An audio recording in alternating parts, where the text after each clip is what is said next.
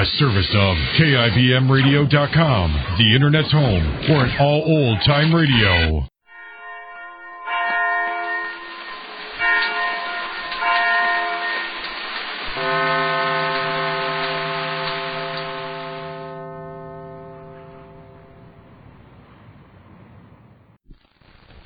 And now, Backstage Wife, the story of Mary Noble and what it means to be the wife of a famous star.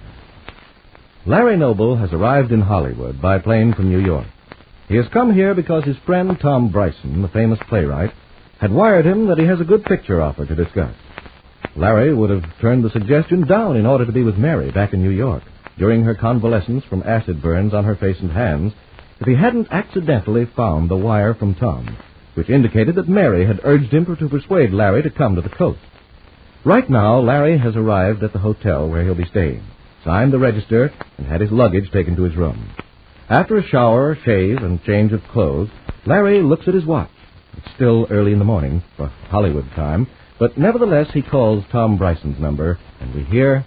Miss Ross speaking. I'm calling Mr. Tom Bryson. This is Larry Noble. I've just arrived by plane from New York. Oh, yes, Mr. Noble. I know that Mr. Bryson is expecting you. He's been looking forward to seeing you. But he's still sleeping, and I don't think it's advisable to wake him. Oh, no, don't wake him. I just wanted to report that I'm here. I'm staying at the Beverly Hills, and he can reach me here as soon as he wakes up. I'll be sure to tell him, Mr. Noble. And you'll most likely hear from him within an hour or so. Fine. How is he, by the way? Oh, getting on very well. Of course, it's a slow process with a back injury like his. Takes time and patience. I wouldn't have credited Tom Bryson with much patience. Well, I'm his nurse, and he's been very good to look after. And it won't be long now before he can have the cast removed, if everything goes well. Oh, that's good news. I hear he's been writing a play while he's been laid up. Yes, Mr. Bryson's kept several secretaries busy taking notes. Good for him. Well, you ask him to call whenever he has a chance. I can't do anything till I talk to him. He didn't give me any details, so I'm obliged to get the facts from him. Well, I'll give him your message, Mr. Noble. Good. I'll be waiting. Goodbye. Goodbye. Waiting. What a lovely prospect. I hope Tom doesn't take too long, because I think I'll go crazy if I stay in this room locked up with my own thoughts. Well, maybe if I order up breakfast, it'll help kill time. At least it's better than sitting here. Hello? Room service. And back in New York, Mary Noble has spent a restless night in her room in a New York hospital, where she's heavily bandaged to cover the acid burns she received when a maddened Claudia Vincent made a final attempt at revenge after Mary had found her guilty of the murder for which Larry was charged. And right now, Mary's nurse, Miss Clark, is reading to her from the paper, and we hear... Well, that's all the headlines, Mrs. Noble. Suppose I turn to the middle of the paper and see if I can find something interesting. Anything at all, Miss Clark? I just like to hear someone read. It's relaxing somehow. Well, I know that I don't read any too well, but you'll just have to put up with me, I guess, now that your husband's gone to California. Yes, I've been thinking about Larry. He must be there by now. I wonder if you'll send me a wire. Well, I should certainly think so. Oh, here's Marty Rufus' gossip column. Do you ever read that? Oh, yes, very often. I never miss it myself. It's so full of spice and excitement. Well, I suppose that's the secret of his success. Now, let me see. Nothing much here. Sometimes he's a big disappointment. Well, of all things, what do you know about this? What is it? Something interesting? Well, I guess so. Just listen to this. Broadway star Larry Noble, recently acquitted of a murder charge, is winging to Hollywood while his wife waits in New York hospital for the verdict on her condition after being severely burned by acid thrown at her by Claudia Vincent, hot-headed murderess and former protege of the famous matinee idol. Well, what do you know about that? How in the world do you suppose he found out so soon? Oh, I declare that Marty Rufus must have spies all over the city. Could you read something else, Miss Clark, please? I don't feel like listening to Marty's spiteful copy right now. Well, of course, Mrs. Noble. But I can't imagine how he could get that in his column so soon. Why, you only knew yourself yesterday afternoon. How do you suppose he does it? I'm sure I don't know. Oh, well, now perhaps you'd better try to rest a bit. Your chart shows you had a restless time last night. Maybe if I left you for a bit, you could sleep. Do you think so? I can try. Good. I'll just go down the hall and make out your report. And if you want anything, you just press the bell. And about this same time, we find wealthy Rupert Barlow, financial backer of Larry Noble's last play, coming downstairs in his luxurious home on Long Island at Oyster Bay. He's met by Julia Dixon, his attractive housekeeper, who says, Good morning, Rupert. You're up and about early this morning. Yes, why not? Looks like a pretty good day out for a change. I thought I might go down to the shipyard and see what shape my boat is in. I see. And you're serious about taking a cruise. I haven't made up my mind, Julia, but it's an idea. Don't expect to be gone for long, just a few weeks. And when would you leave? I told you, Julia, I don't know. It all depends. On what? Well, good heavens, Julia, on a number of things. I'm not running my life like a train schedule so that I have to plan every minute in advance. No. I've observed that in the 10 years since I took charge of your household. One of the greatest things about you, my dear, is your ability to run things, to manage and allow for all kinds of changes of plan. I hope you're not going to let yourself become arbitrary all of a sudden. Don't worry, Rupert. I will continue to do everything to make your life more comfortable. I certainly don't expect you to tell me your plans in advance. Confound it, Julia, now you're being sarcastic again. And it's most irritating. Oh, please forgive me, Rupert. I'll try to mend my ways and always wear a cheerful smile when you're present, no matter what goes on back of the scenes. What is it that bothers you now, Julia? I know it must be something because you've been spoiling for an argument ever since I came downstairs. All right, my sweet, let's go into the library. Then tell me what's on your mind. I suppose you think you're very amusing. But let me tell you that I'm about fed up. Indeed. Anything specific? Or is it just a general lack of enthusiasm for your work? It must be wonderful to be like you, Rupert, with all the power of your money and social position back of you. You're entirely invulnerable, aren't you? Nothing can touch you. And you have the greatest contempt for anyone who's forced to be subservient. Oh, come now, Julia. That's putting it on a little thick, isn't it? Why can't you just say what it is that has you in such a temper and get it over with? Because you already know. It's that horrible Victor. Why did you have to hire him again and let him swagger around the place creating trouble and discontent with all the rest of the household staff? Victor, it's always Victor. In heaven's name, Julia, why can't you let the fellow alone? Because he disrupts the harmony of the entire staff. Honestly, Rupert, you don't realize how difficult the man makes everything for me. Since this happens to be my home and run for my comfort and convenience, I think your complaints are a little out of order, Julia. I see. I'm overstepping my bounds again. How stupid of me to forget that I've been reduced to a purely domestic position. Oh, Rupert, if you'd only remember how it was when you persuaded me to come here to run your household. There was an entirely different agreement. Of course, it was a verbal agreement, and since I've been stupid enough to think that you would one day remember it, and want it... Look here, Julia. Let's get this one point straight. It's quite true that I admire you more than anyone I know. Ever since you've come into my life, you've been a most important part of it all. And I promise you that when the time is right, I hope to have the honor to make you my wife. But I think it would be in very poor taste to flaunt our romance before the public right now. Particularly when we're so recently out of the difficulties that were created when you brought that young whippersnapper Oliver Wilson back here against my expressed wish. I see. So you're going to hold Oliver Wilson over my head like a club. All right. Tell me the rest of it, Rupert. Tell me how I tried to use him as a weapon to make you jealous. As if you could ever be jealous of me. And tell me how I came to believe Oliver Wilson's protestations of love. How he jilted me and eloped with Claudia Vincent instead because he thought she was rolling in money. If you'll please and tell me how I might have been implicated in Oliver's murder if Larry Noble hadn't been even more actively suspected. Might I say, and Julia, don't forget to point out that you kept the police from making my life miserable all that time until Mary Noble finally proved Claudia Vincent's guilt. Julia, if you... I know what you're going to say. I know it by heart. What? And I also know why you've reemployed that scoundrel Victor with his miserable following of petty gangsters. Oh, yes, you'll find him very useful now, won't you, Rupert? Of course you'll be taking your boat out again, now that Mary Noble is lying in a New York hospital with her face burned with acid. You wouldn't want to be there now, would you, Rupert? Because Mary might be badly scarred for life. Julia, stop it, do you hear? And that's how it's been with everybody. Have you read Monty Rupert's column this morning? Did you see how Mary's devoted husband, Larry, has taken the first plane out to Hollywood? What's that, Julia? Here, look at it, Rupert. Larry Noble couldn't take it either. He's gone to Hollywood and you're going on a cruise. It doesn't look as if Mary Noble was in for a very happy time. Julia Dixon thrusts the newspaper into Rupert Barlow's hands and leaves the room. And Rupert turns eagerly to the column in question. What will his reaction be? Be sure to be listening tomorrow to Backstage Wife, the story of Mary Noble and her husband Larry Noble, famous Broadway star. In just a moment, X-1. But first... Once again, NBC Bandstand brings you some of the nation's top name bands in person. This week, Ralph Flanagan fills your weekday mornings with his wonderful hit tunes. Slow numbers or fast, there's no mistaking the delightful Flanagan style. And then, Art Mooney and his orchestra are also on hand with plenty of lively and rhythmic arrangements. The four lads take the Mr. Music spot this week, and Bert Parks is back as permanent MC. Hear them all on NBC Bandstand. Now stay tuned for X-1 on NBC. Countdown for blast off.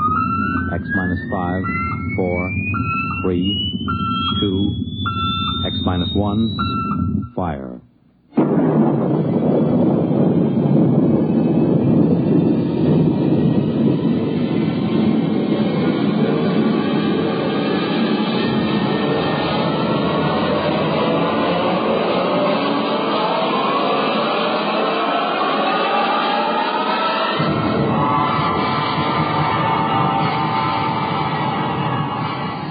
From the far horizons of the unknown come transcribed tales of new dimensions in time and space.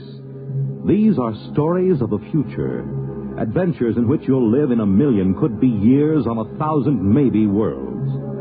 The National Broadcasting Company, in cooperation with Galaxy Science Fiction Magazine, presents X-1.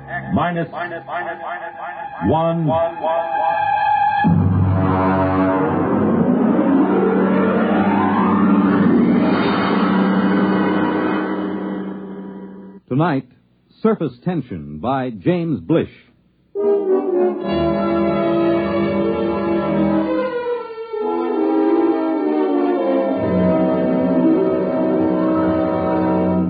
Come in, Professor. Come in. Mr. President, do sit down. I'm terribly sorry to have kept you waiting. Time has very little significance, sir. Well, now, what is the urgent nature of your visit? Mr. President, for some time now at the Nuclear Institute, a group of us have been making a study of a new star, which has entered our constellation. Yes, the military advised me there was some disturbance. We've completed our calculations, sir. And? Before I give you our results, let me tell you that we've been in touch with the Scientific Council of the Asian Confederation. They've verified the results. I'm waiting, Professor. Mr. President, the effect of this new star in our galaxy will be extremely catastrophic. At the rate it's expanding, it will cause the sun to explode. The what? The sun is going to explode. But, well, that means... Exactly. The world will end in precisely 2 weeks and 7 hours. This is incredible. Were you absolutely certain of these calculations? Absolutely. Does anyone know of this? Well, as soon as we guessed where our study was leading us, we classified all information. The actual final results are known only to a small group of scientists here and in the Asian Confederation. 2 weeks. And 7 hours. That would be September 4th, 2056. At approximately 12 noon. Is there anything to be done? Nothing. The other planets, Mars, Venus... All will be destroyed. The universe as we know it will disintegrate. And the race? Will vanish. It's impossible. Those are the facts, Mr. President. How you choose to make them public, if you do choose to make them public, is a matter of government. Yes, of course. Has the president of the Asian Confederation been notified? He's being notified at this moment. I intend to take the following steps, Professor. First, I will contact the Asian Confederation. What's the name of their chief scientist? Dr. Gorlick. Ah, yes. I'll propose that you and Dr. Gorlick be given every resource to find a method of preserving the race. You'll be flown to their laboratories by rocket ship in an hour. I would like to spend these remaining days with my family. Your family can accompany you. They'll ask questions. They should know better by now. You will not release the information to the public. I would prefer to keep it a complete secret, provided the Asians agree, of course. A public announcement would only create utter panic and chaos. I assume it will happen instantaneously? Yes, instantaneously. Then secrecy is best. One thing, Mr. President. Yes? I wonder if perhaps religious leaders should be told. Professor, I believe in the power of God myself. I also believe that my single prayer can be heard by the Almighty just as well as if there were 10 million. There will at least be 2 of us, Mr. President. I, too, will pray.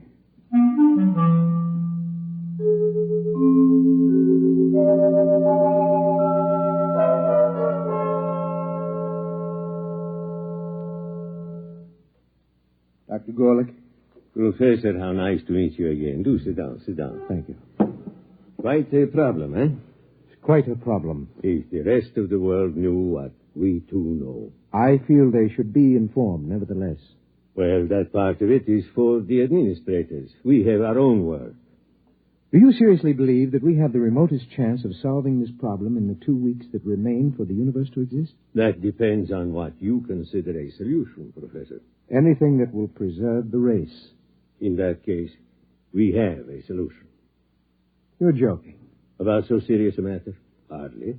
But would you step over to the table, please? Now, if you will be so good, look into that eyepiece in front of you while I focus it. Will you tell me, please, what you see there?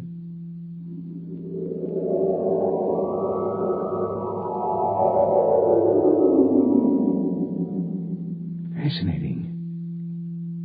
Most unusual. Would you be good enough to describe it? Yes, of course. I see what looks like a section of a large swimming pool. Plant life. Very tiny, and some kind of animal life, almost molecular in size. Good. Now let me change the magnification. Possible. Go on, please. Describe. What? I see what looks like dogs, cats, a cow. All evidently swimming underwater in this medium. Wait. Yes, they seem to be dogs and cows and cats, except that they appear to have gill-like breathing apparatus. Good, good. It looks as if somehow these species have been mutated to live underwater. Exactly. Well, I don't understand how this is possible. It would take hundreds of generations, thousands of years possibly to effect such a change, even with modern genetic control. It is the key, Professor. Let me ask you another question. Yes? Would you estimate the size of these creatures? I would say they're normal size. And the size of the pool, as you call it? A tank of quite enormous size. I cannot see the walls, but I assume they are there. Good. Now, Professor, prepare yourself for a shock. I've been a scientist too long to shock easily, Dr. Gorley. Nonetheless, you will be shocked to learn that what you have just been looking into is a single microscopic drop of water, less than a milligram. A single drop of water? Yes. Those dogs and cats are microscopic? Submicroscopic, smaller than a filterable virus. This is incredible, Doctor. Incredible, perhaps, but we have done it. Oh. We found a way to reduce the size of the original fertilized eggs through bombardment of the molecules. In this way, we can produce a full-size dog that is infinitesimal. And you believe this will help us solve our problem? I am convinced of it. What do you propose? This is our plan. We will create submicroscopic humans. At the submicroscopic level, 1,000 generations can reproduce in the equivalent of a few seconds of time. In less than an hour, we can have a species of human that is capable of living underwater. Gill breathers? Precisely. And then what? Don't you see, my friend?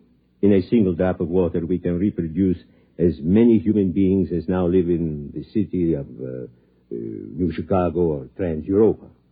But when the sun explodes in 2 weeks' time, all life, even that in a single drop of water, must perish. That is true, Professor. But remember this. To a submicroscopic species of human, 2 weeks would be the equivalent of some 20 million years on Earth. In other words, to these human beings, starting tomorrow, this species will have hundreds of thousands of generations, each living a full life, before the final explosion of the universe. Almost like playing God. I am not a subscriber to the concept of God, Professor. I must say I'm slightly shocked to discover that you, a man of science... Believes in a creator? I do, Doctor. In any event, will you help us go ahead with our experiment? I have no choice. Good. We'll begin tonight to produce the first species.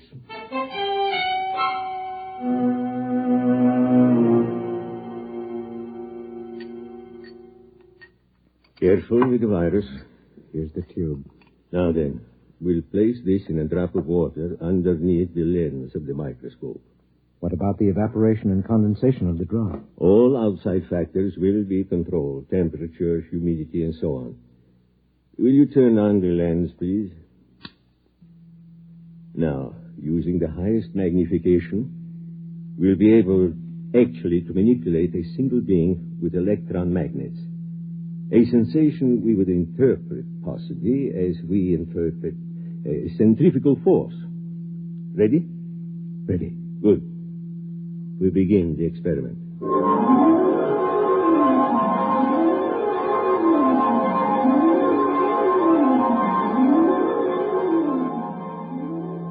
Time?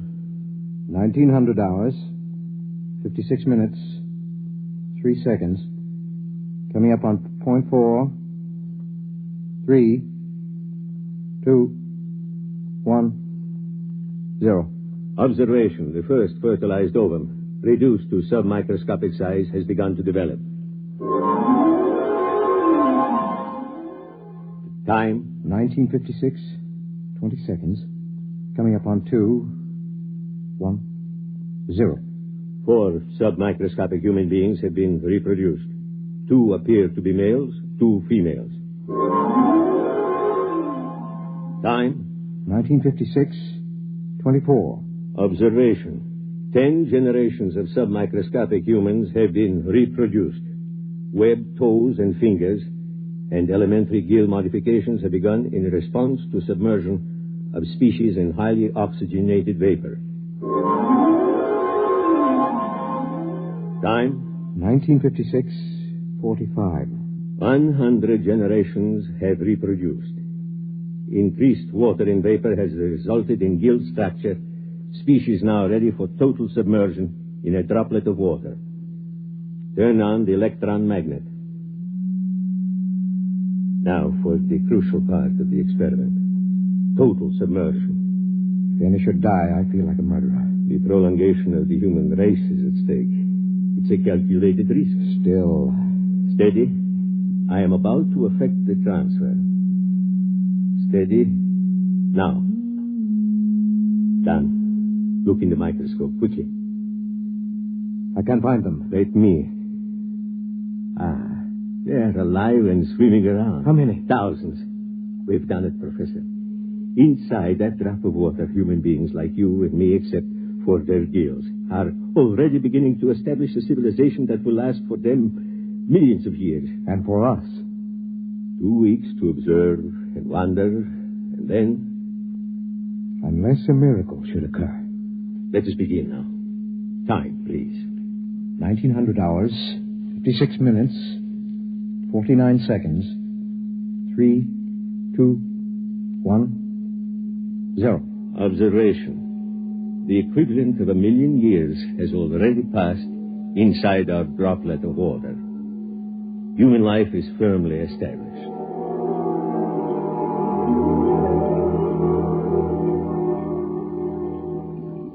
Sir!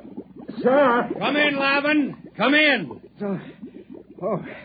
I swam down from the museum. Exhausted. Rest yourself. Would you like some proto steak? No, thank you. Breath of oxygen, perhaps? 100 proof, distilled from pure upper-level water. A breath, perhaps. Now then, I assume that you come about the plates. Yes. Naturally, the directors of the museum are most anxious. I haven't completed the translation yet. It's been 6 months. Yes, I know that, but they're incomplete. One of them was evidently lost during the final battle with the Eaters. Sure.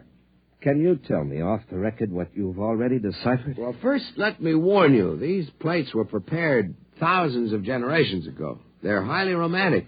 What they tell us may be fantasy. Oh, still, I'm fascinated. After all, the greatest archaeological discovery of all time, buried 1 million years in the ooze of the bottom. Very well.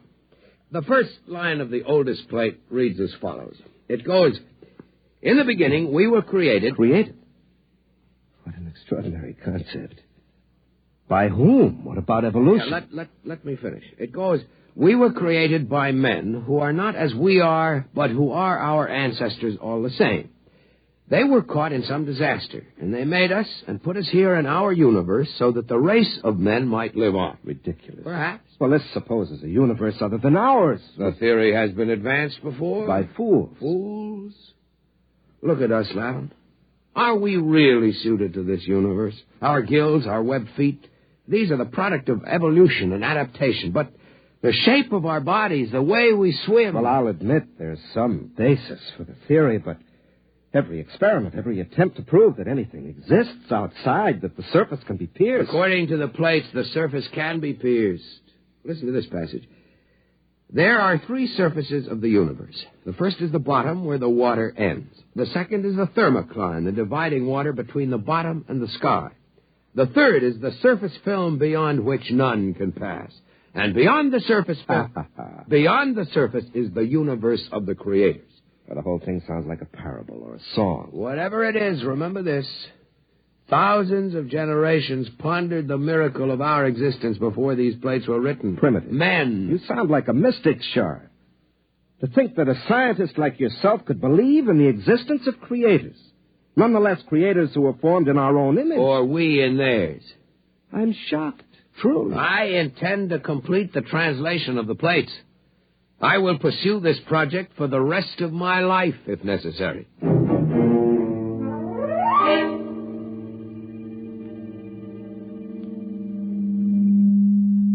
Time, Professor? Second day, 14 hours, 6 minutes, 10 seconds. Observation. The plates which were inscribed with microscopic data by an earlier generation have evidently been removed by a subsequent generation. Our study shows that a highly developed civilization is now living in the drop of water. Certain water organisms have been domesticated and underwater ships have been developed.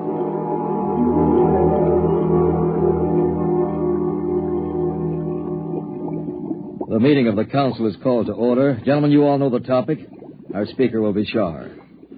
Gentlemen, some 28 time units ago, when I was a much younger man, I was given the privilege of translating some metal plates found buried in the bottom. As all of you know, I've devoted much of my life to convincing the world that travel through the surface film was not only possible, but necessary to survival. Finally, the council has seen fit to grant my request for a special ship to accomplish this travel. I'm deeply grateful, and I would like to request my friend Lavin as head engineer for this project. Permission is granted. We wish you luck. The whole of our world will be following your expedition.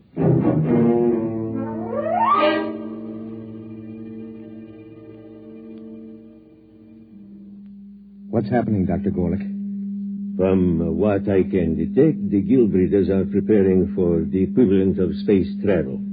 A large cylindrical ship is being built. What method of power are they using? I can barely detect it through the microscope, but my guess would be that they will use some form of living creatures to power the vessel.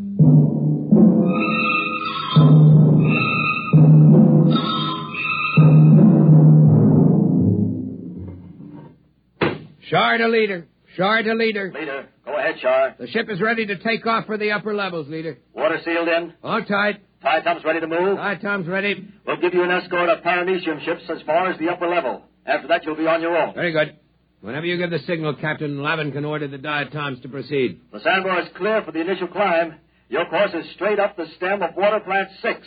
Diatoms ready? Diatoms ready, sir. Cilia in motion? Cilia in motion. Internal water circulators on? Circulators on. Countdown for takeoff. 5, 4, 4, 3, 2, 2, 1, 0. Diatoms in motion. Full speed ahead. Good luck.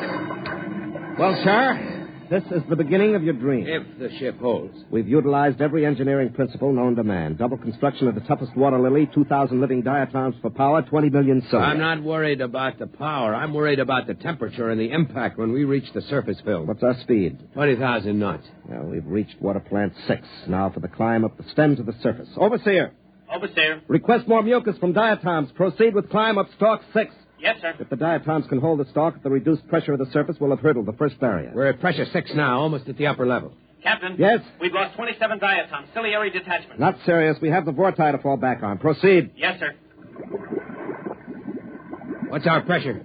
3 coming into 2 now. We're already closer to the surface film than man has ever gone. Our unmanned test ships went through. Unmanned test ships are a different story, Lavin. Besides, if we do get through to the other side, our problems may just be starting. Oh, we're entering pressure 1 zone. Yeah. We're getting too much oxygen in the water. Engineer, switch to internal water supply for breathing. Lavin. What is it? The scopes, look. I can't look now. What is it? Yes, I can see it. I can see the surface film. Describe it. A great black whirling mass. Huge boulders and asteroids being whirled and ground back and forth like some tremendous boiling mass of mud and stone. It isn't too late to turn back. No, the ship was built to go through the film.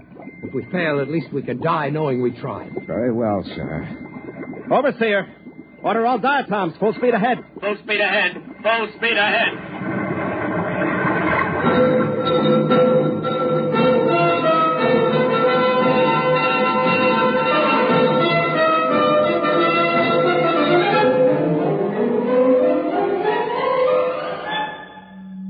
Film, Shar. Pressure on the ship is increasing. Overseer, more oxygen for the diatoms. Captain, the diatoms are dying. More oxygen. Keep moving. We're almost through. Shar, use the auxiliary vorti. Maybe the motion of their cilia and the thrust of the water. Overseer, bring up the vorti. Full speed ahead. We're moving. We're making headway. Oh, the ship will only hold together. Shar, we're through. We're on the surface. Open a viewing port. It's blinding. Put on your eye shield. Look, Shar. Like a huge sheet of metal stretching as far as the eye can see, with thousands of small streams and great rivers of water. Look above us, Lavin. Space. Space as far as one can see. And a single huge sun like a great eye looking down at us. Must be billions of miles above us. See those enormous boulders and that molten rock on the surface? The ancients did not lie when they made the place, Lavin. The universe does exist beyond the surface. Yes, but where are your creators, Shar? Certainly, they were a romantic notion. I believe they exist, Lavin. Shar.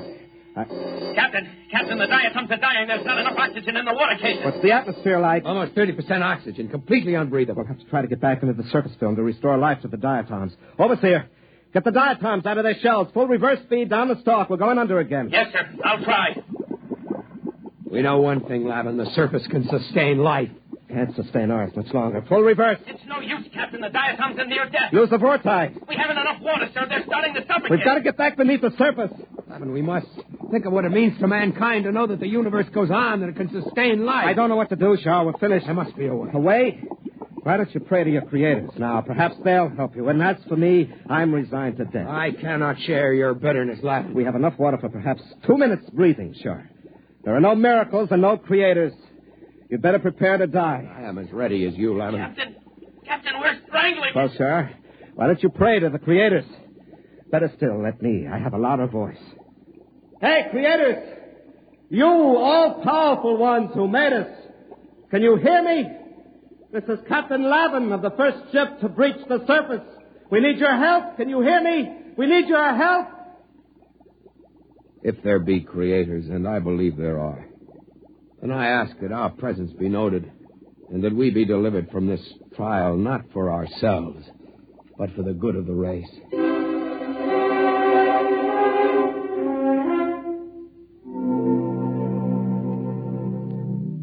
Well, Doctor?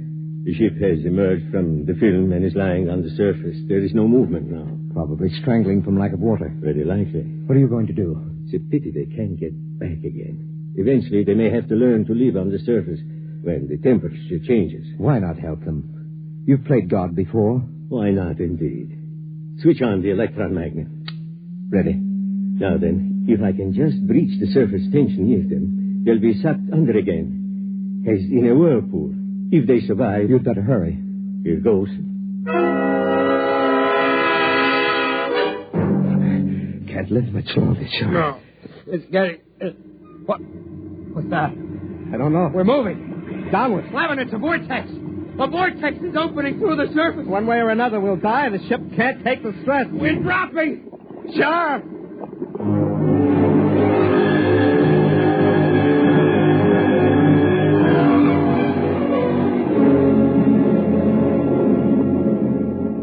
Lavin, we're through. We made it. The water is circulating again. It's too much to believe, Char. It's like... a miracle. Yes. It is a miracle.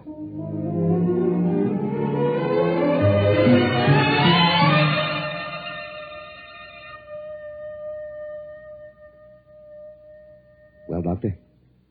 They've gotten through. The ship is floating down toward the bottom now. I wonder what they thought at the moment they were saved. Must have seemed to them as if the hand of God reached out to help them. Very likely. Do you suppose they prayed? To whom would they pray? I don't know.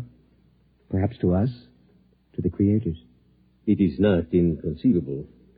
If only the human race, as we know it, had creators who could reach down and save us from destruction. How do you know we don't?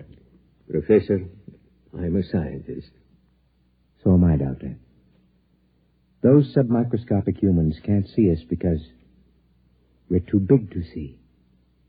A molecule of our flesh would be like a world to them.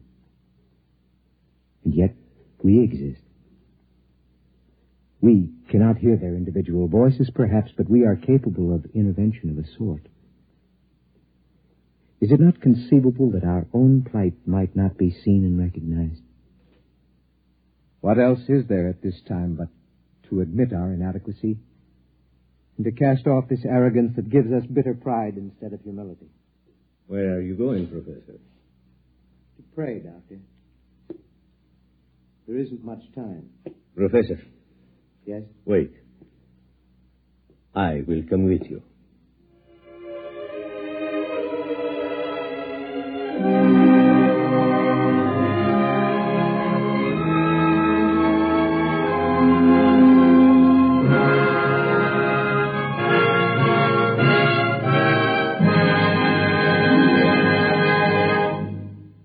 You have just heard X-1, presented by the National Broadcasting Company in cooperation with Galaxy Science Fiction Magazine, which this month features Jackpot by Clifford D. Simak. After years of searching, they had discovered the richest strike in the whole galaxy. But what in the name of space was it? Galaxy Magazine, on your newsstand today. Tonight, by transcription, X-1 has brought you Surface Tension, a story from the pages of Galaxy written by James Blish and adapted for radio by George Lefferts. Featured in the cast were Louis Van Rooten, Danny Acco, Lawson Zerbe, Larry Haynes, Mason Adams, James Stevens, and Robert Hastings. Your announcer, Fred Collins. X-1 was directed by Scott Buckley and is an NBC Radio Network production.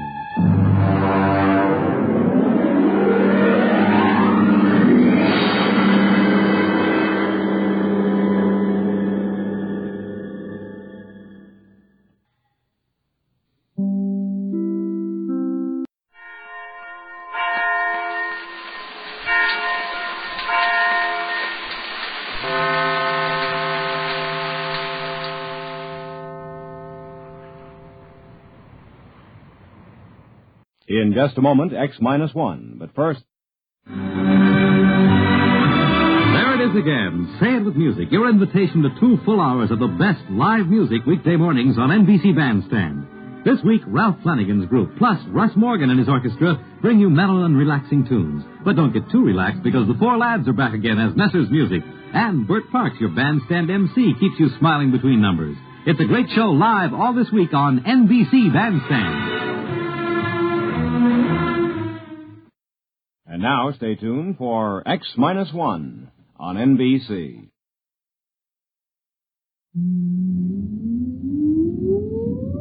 Countdown for blast off. X-5, 4, 3, 2, X-1, fire.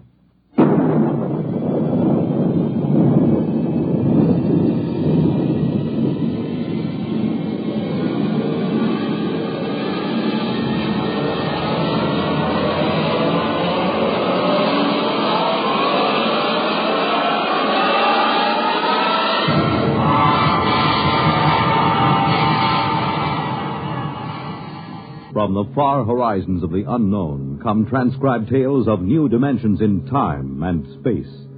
These are stories of the future, adventures in which you'll live in a million, could be years, on 1,000 maybe worlds. The National Broadcasting Company, in cooperation with Galaxy Science Fiction Magazine, presents X-1.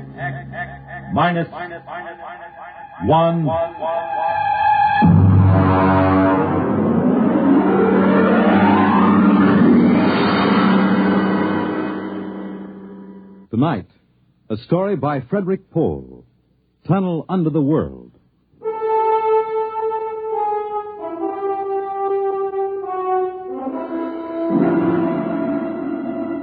On the morning of June 15, Guy Burkhart woke up screaming.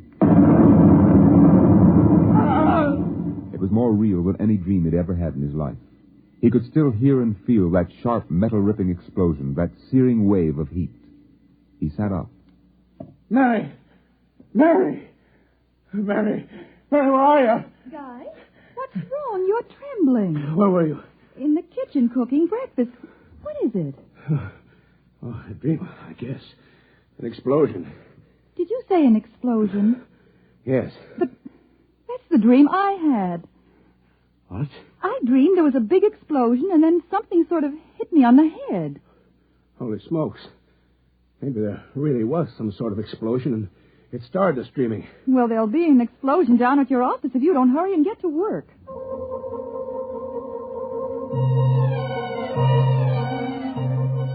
Coming in on the bus, Burkhart watched to see if there was any evidence of an explosion.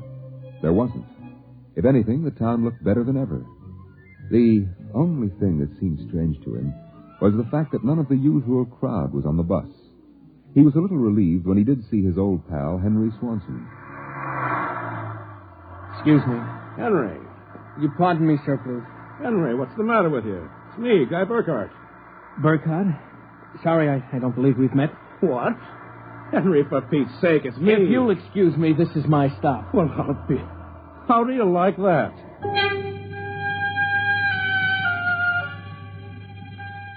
Guy Burkhart got off in front of the gigantic Controchemical building and took the elevator to the 98th floor, where he had worked in the accounting department for 12 years. It wasn't until he was almost at his floor that he realized the speaker wasn't playing the usual commercials. Are you happy with your present home freezer? Of course not. Well, the answer to your problem is a Feckle freezer. Feckle freezers are better freezers. Most wives would do anything for a Feckle freezer. Are you happy with your present home freezer? Of course not.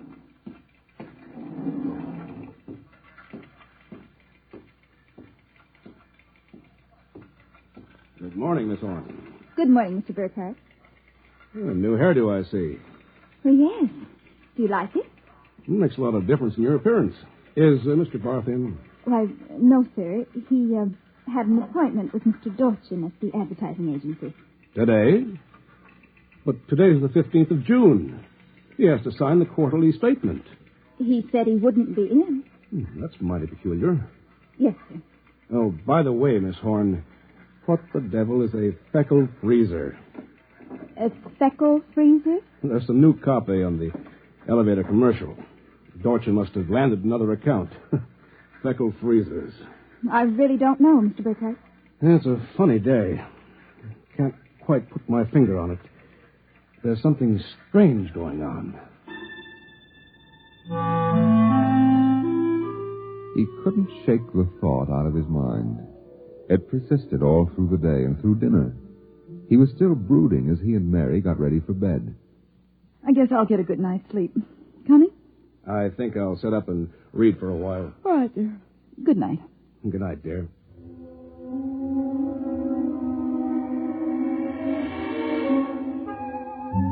At exactly midnight, Guy Burkhart lapsed into a sudden, deep sleep. And the following morning, he woke up screaming. Darling, what is it? What's wrong? Oh, nothing. A bad dream, I guess. You gave me such a shock. I seem to be having a lot of nightmares lately. Really? Yes. The one I had yesterday. This was the same. A big explosion and then nothing. You had a dream yesterday? Of course I did. You had the same sort of dream. I? Oh, Guy, you're mistaken. I don't remember dreaming. Mary, you told me. Guy, you're mistaken. But, Mary... Maybe you dreamed I had a dream. Maybe... Yes. I might have done that, I suppose. Everything did seem sort of strange yesterday. That's probably it. You'd better get dressed, dear. Today's the 15th, and that's when the quarterly statement... 15th? Yes. Well, then, there must have been a dream. Because yesterday was the 15th. Guy Burkhart got up, dressed, ate breakfast, and took the usual bus to work. Once again, everything seemed even brighter and newer than usual. Once again, he was puzzled when he noticed none of the old crowd on the bus. Pardon me, please. Look, don't shout so. Oh, Henry, good morning. Morning. Don't you recognize your neighbors? I don't believe we've met. Henry, it's me, Guy Burkhart. What's going on? I'm sure I don't know, sir. For God's sake, don't talk to me. What is it? Are you being followed or something? Don't you know? I was sure you remembered. Remembered what? I can't talk. This is my stuff, sir. Will you please excuse me? Henry! Henry, for Pete's sake! As in yesterday's dream, Guy Burkhart got off at his stop and took the elevator to the 98th floor. The speaker in the elevator purred a new commercial this time. Marlin cigarettes. They're sanitized. Does your present cigarette make your throat feel raspy and unpleasant? Marlin cigarettes contain a miraculous new drug which actually gives you the sensation of smooth, creamy smoke. Marlin cigarettes. Marlin cigarettes. Marlin cigarettes. He walked down the marble corridor to his office. Good morning, Mr. Burkhart. Good morning, Miss Horn. You like my new hairdo? Why, yes. Is Mr. Barth in? No, sir. He had an appointment with Mr. Dorchin at the agency. I know. You know? I guessed it anyway. And today's the 15th of June, and he won't be here to sign the quarterly statement. And I'm going nuts. Let me have a cigarette, will you? Yes, sir. Try one of these. They're Marlin. I never heard of Marlins before today. What are we? A bunch of guinea pigs for Dorchin's new advertising accounts? Is something wrong, Mr. Burkhart? Wrong? Perish the thought, Miss Horn. Perish the thought. Hello? This is Swanson. Henry Swanson. What is it? Do you remember? Remember what? Just remember. Listen, Henry, let's stop playing games.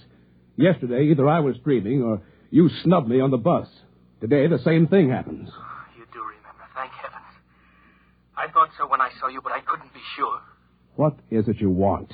Listen, tomorrow morning, when I get off the bus, you get off with me. But be casual. They may be watching. Who may be watching? Swanson. Hello? You bought Mr. Burkhart? Yes, I'm still out of cigarettes. Would you buy me a pack of Kelvins? Wouldn't you rather have Marlins? I smoke Kelvins. But, Mr. Burkhart, Marlins have that soft, creamy smoke that's so soothing to your throat. You really believe that stuff? It's true. I wouldn't say this, Mr. Burkhart, except that, well, I've gotten to know you pretty well, and I've grown to admire you so much. I see.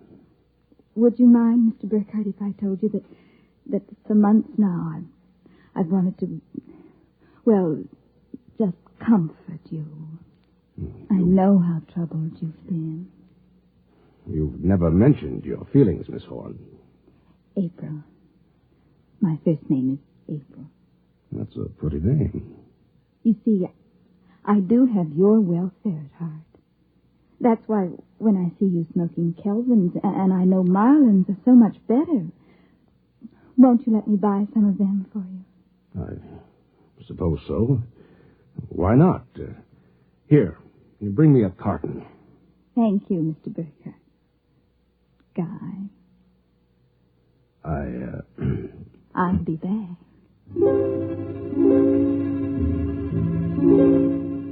There was something wrong. Something definitely peculiar about what was happening. The call from Henry Swanson, the strange behavior of this secretary, Miss Horn, these new products, the dream.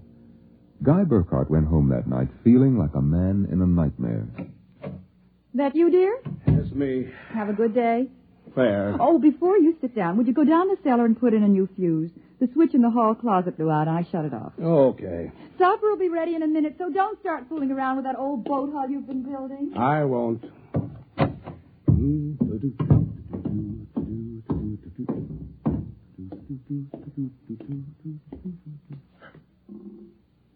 Mary! Mary! What is it? Come down here. Hurry up. What is it? I'm not sure. I was looking for a fuse, and I thought maybe I'd dropped one under the boat hull, so I scratched around. Look. Let me put the flashlight on it. Well? Look at the floor. What about the floor? It's supposed to be cement. Well? It's copper. There's a thin layer of cement, but underneath it's metal. Look here. Underneath the concrete, more metal. There. And here, on the wall, metal. Metal under the floor, behind the walls, every place. Well, I don't really understand. Mary, I know this sounds crazy, but somebody, for reasons I can't begin to guess, has taken this house and replaced it with a clever imitation. Guy. I know it sounds insane, but take a look. That bracing on the beams. That isn't the bracing that was always there. Oh, you're imagining. I am not imagining. Mary, I'm going to look around for a little more. Well, your dinner will be ready. Save it for me. There are a couple of things I have to figure out.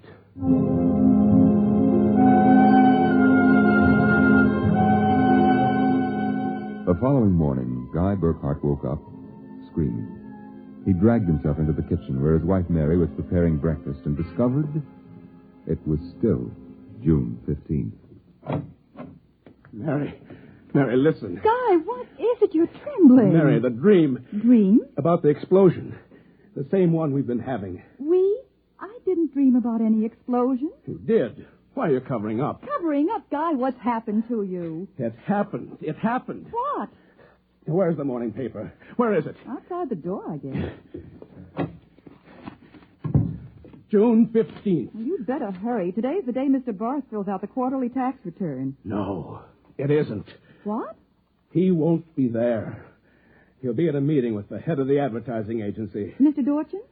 He'll be there, and Miss Horn will have a new hairdo. And the elevator will be selling some new product. And Swanson... What about Swanson? Swanson. I wonder if it's going to be the same today, or whether... Guy, what in the world are you talking about? Nothing.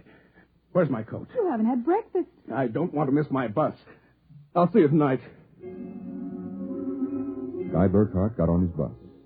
There were the same unfamiliar faces, the same unusually new-looking buildings, the same unusually bright sunshine, and Henry Swanson, pale and furtive.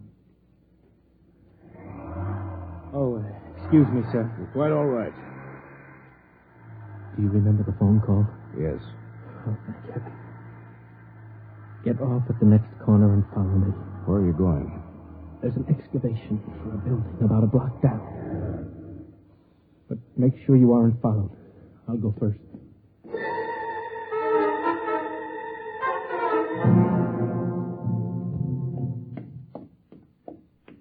Burkhardt, here behind the fence. Now, Henry, what's this all about? Just a minute. I want to make sure you weren't followed. Followed by whom? By them, of course. And just who are they? I'm not sure. At first I thought perhaps they were Russians. Now I'm beginning to think they're Martians. No humans could have accomplished what they've accomplished. Look, start from the beginning, Henry. What's going on? Burkhardt, peculiar things have been happening to you, right? Yes. A lot of your friends are missing. Your house seems changed. There's something stranger than that. The date. Today is June 15th. Yet I could swear that yesterday was June 15th and the day before that. Yes, you've got it. It's always June 15th. And you and I are the only ones who know it. But why? How? I'm not sure. I think it's some sort of mass hypnosis or something. Why didn't it work for us? My wife Mary doesn't remember things. Somehow when it happened, they missed us. We were protected from the full force of the rays or whatever they used. Burkhardt, where were you on the night of the 14th, about midnight?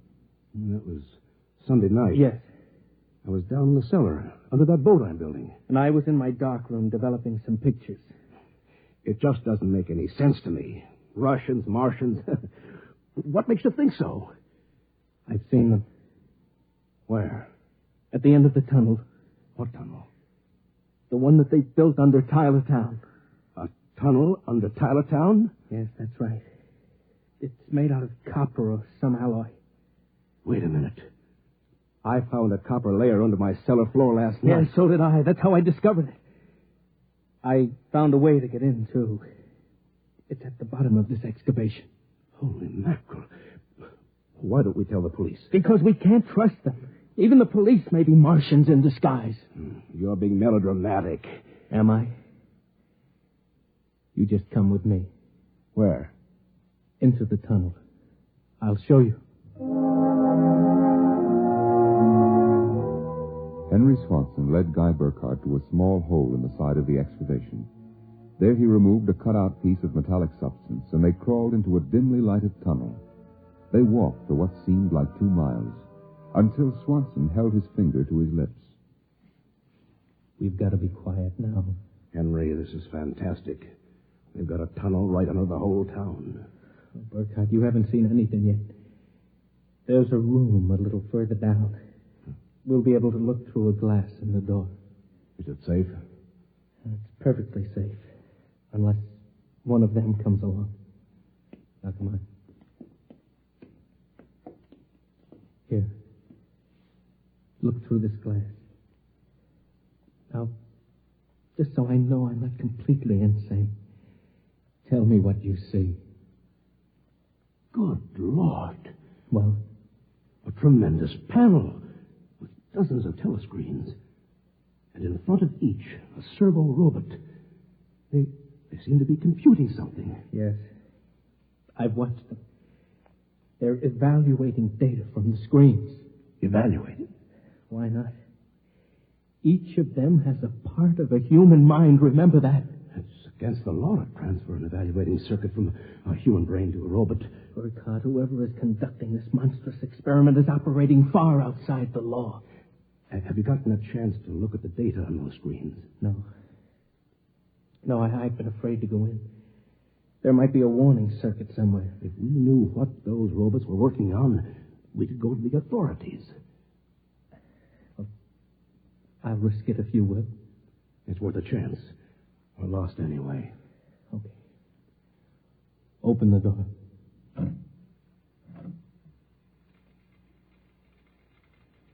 So far, so good. Come on. Let's take a look at that data. Yes, but don't interfere with the robots. Don't worry. Let's look at the screen. Listen to this. Tests in the 47K12 group with Marlin cigarettes pulled 80% using the soft feminine approach. Indications are that an extension of this approach would sell at least 70% nationwide. On the Feckle freezers, the direct elevator pitch pulled only 10%. This should be abandoned and a new series of high persuasion elements introduced. Henry, do you know what this means? I haven't the faintest idea. I don't blame you. It's crazy, but it fits the facts when I think about it. Do you know who's behind this? Martians. Not Martians, Henry. Advertising men. What? I don't know who they are or how they've done it, but somehow they've taken Tylertown over. They've got you and me and 30,000 others right under the thumbs. Hypnosis. Hypnosis drugs. Maybe some kind of ray or something. However they do it, what happens is that they let us live through a single day. During that day, they pour all kinds of suggestions and propaganda into us. At the end of the day, they evaluate the results, see how we've reacted. Then at midnight, they wash the day out of our minds. And the next morning, we start the same day over again with different stimuli. No, I can't believe that. I know it sounds ridiculous, but think of it. They can run the perfect test, and on a whole community. Do you know what that means? Suppose one man learned how to influence people 100%. In a year, he could sell us anything from freezers to political candidates. Oh, now, wait a minute. We're guinea pigs, Henry. This whole community is one big test tube for propaganda research. What do we do? Somehow, we get out of this town and get to the FBI. Do you think we can? Yeah, it's worth a try. Come on. Wait. What is it? Look. There's somebody coming down the tunnel. We've got to hide. Quick, behind the circuit box. Good Lord. It's Dorchin, the head of the agency that does our advertising. Quiet.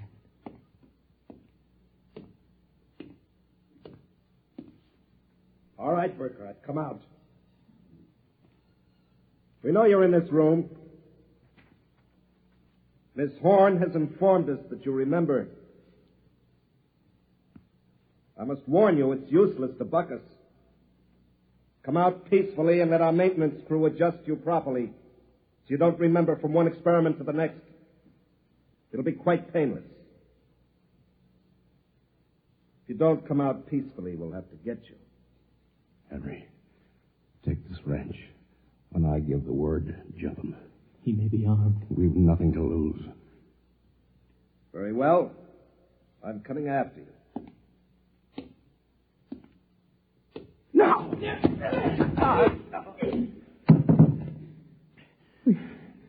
Burkhardt, I've killed him. Wait, I'll get his coat unbuttoned.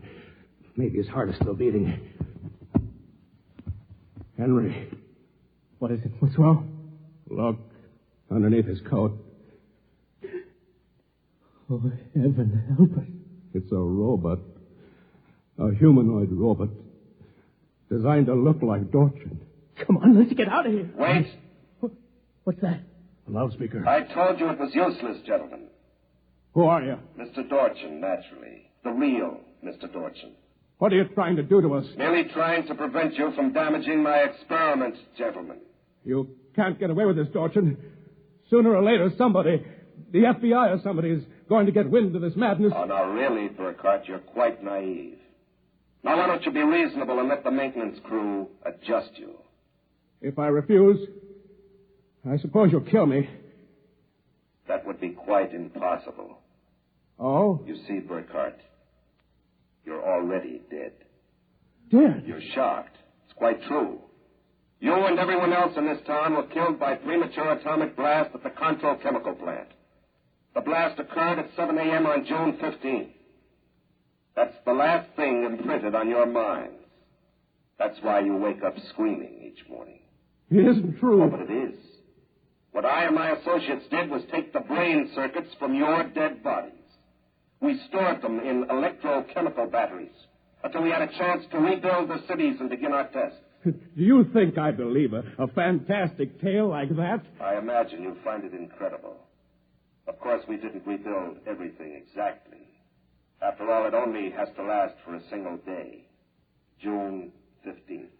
At midnight, we turn off the power and wash out the memory of the day. You and your friend Swanson, unfortunately, have defective circuits. You remember. Burkhardt, it's no use. We're trapped. Please give up. Not me. But what can we do? We can make a run for it down the tunnel. Come on. It's useless, Burkhardt. Keep going. It's useless. Useless.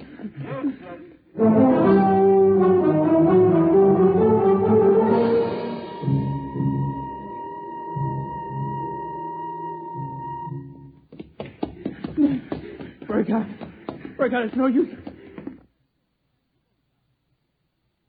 You go ahead. I'm finished. Look, we're almost at the end of the tunnel. I can see a door.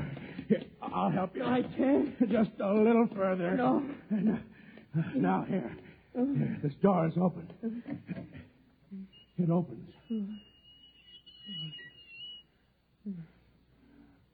Oh, no. I don't believe it. I can't run anymore. Come on. So, you go ahead. Look. I'm finished. Look, we're almost at the end of the tunnel. They were I can see a standing door. on a ledge, smooth, I'll help you. finished I metal. can't. Just At a their little feet, the ledge further. dropped away into a chasm so deep Now they could not see the bottom. This door is open. Beyond was only a glare so bright that their eyes could not stand to look into it. And yet, just beyond the limit of their vision, something towered. Something so huge it was almost inconceivable. Something... Burkhardt. Yes? This is Dorchin. Now, do you understand why it's useless? The great looming figure moved closer. It seemed to take shape now, and yet it was so gigantic as to be unbelievable. It came closer. The glare was partially blocked, and then Guy Burkhardt knew that the towering shape was none other than Dorchin himself. You see how I did it, Burkhardt? I took your brain circuits and had them reduced so they could be transferred to tiny humanoid mannequins. That's what you are, Burkhardt. A tiny miniature of yourself. And this city, this whole experiment I'm conducting, is built on a tabletop. It was the morning of June 15th, and Guy Burkhardt woke up screaming. You have just heard X-1, presented by the National Broadcasting Company in cooperation with Galaxy Science Fiction Magazine, which this month features Man of Distinction by Michael Shara. Being completely unique in this world is not only a mathematical impossibility, it is also a matter of pride. Galaxy Magazine, on your newsstand today.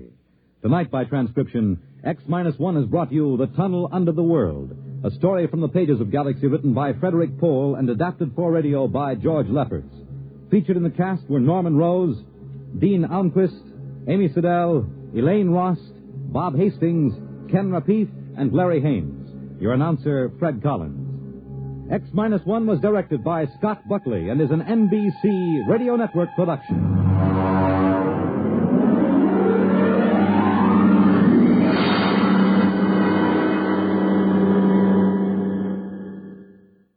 The music of Russ Morgan live on Bandstand weekday mornings on NBC Radio.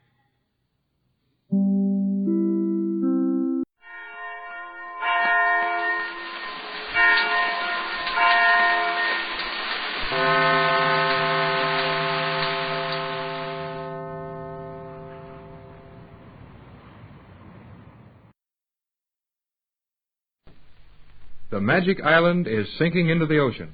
It is sinking at the will of G-47 and the scientists, however, and no one inside the artificial island is in any danger. The strange isle of Euclidia is being submerged below the surface of the sea in order to permit a large fleet of battleships to hold maneuvers over it without suspecting the existence of the island. The Gregory yacht has been drawn into a submarine lock under the surface of the island, and Mrs. Gregory, Captain Bradford, and Jerry and Joan discussed the situation in the radio cabin of the yacht. You said the Euclideans could destroy a battle fleet easily and quickly, Joan. Why don't they destroy this one? I think there's a very good reason. You know what it is, do you not, Captain Tex? It's got me, Joan. I may be a little stupid after my long swim, but I can't see it. Well, the only reason I can think of is that this crazy bunch aren't quite ready to start destroying battleships or warships. But I don't see what they're waiting for. Captain Bradford, you realize that those battleships are almost upon us. They will be over this position in an hour, if what you heard the guard say is true. I know that, Joan, but how did those ships get so close? Hey, I'm beginning to get it. They let those ships get within range on purpose, didn't they, Joe? Of course, Jerry. But why? I got it, Captain. They must have seen those battleships coming for the last 200 miles or more.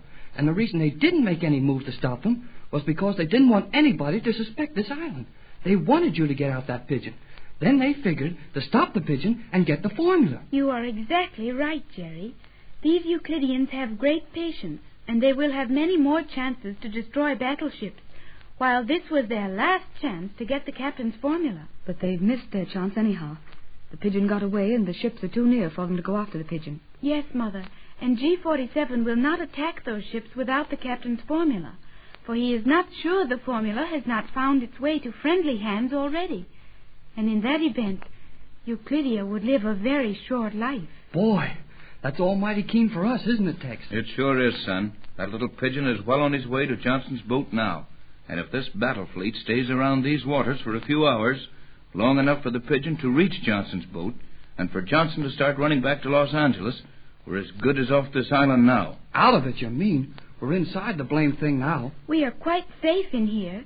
There is nothing to worry about. But inside this lot, we must be 10 feet below the surface of the water now. How about the air? The air is kept fresh from oxygen tanks in the base of the island. There is enough compressed oxygen there to feed every chamber on the island a normal flow of pure air if we were submerged for a month. And even after that, for they have machinery for getting the oxygen out of the water around us. Golly whiskers. Well, Tex, it seems that we're comparatively safe at least. Though it's a strange feeling to be on board a yacht that's floating below the surface of the ocean. Yes, we're all right until G-47 decides to do something to us. And when he decides that the pigeon is safely on its way, I think he'll begin to do things. Tell us what happened to you, Captain. When the lock gates to the ocean were closed, we thought you had been caught outside the lock. It was terrible, Tex. To feel the yacht being submerged and thinking of you out there, helpless when the island went under also. Well, I was inside the lock before they closed the gate. But I floated out near the end of the pier for a while to hear what the guards were talking about. That's how I got the information on the battle fleet coming. But how did you come aboard here? That's what I can't see. Well, when you were all looking forward, at the lock gates opening into the island, I sneaked along the deck and in here.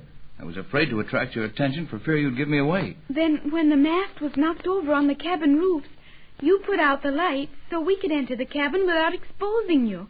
That was very clever, Captain. It was wonderful, Tex. And now we're all together again. Yeah, we're all together again. But I got a sneaking notion our troubles are getting ready to get together, too. What's up, kid? Well, for one thing, the radio's smashed. How much damage was done? You mean when the mast fell and broke your antenna cables? Yes, Joan. That wouldn't hurt the set here any. But without an aerial, and shielded by this metal lock, I'm afraid we haven't much of a radio left. G-47 and his transmission engineers do not use aerials. Yet their apparatus will send and receive messages much farther than your equipment. Sure. They build their sets to work without aerials, and they've got electricity to burn. We've only got portable stuff. Well, turn it on, Jerry. Open it wide now and leave it hot. We might pick up something to listen to. Okay, I'll warm it up. But I looked at the winding, and this set wasn't made to do much without an aerial.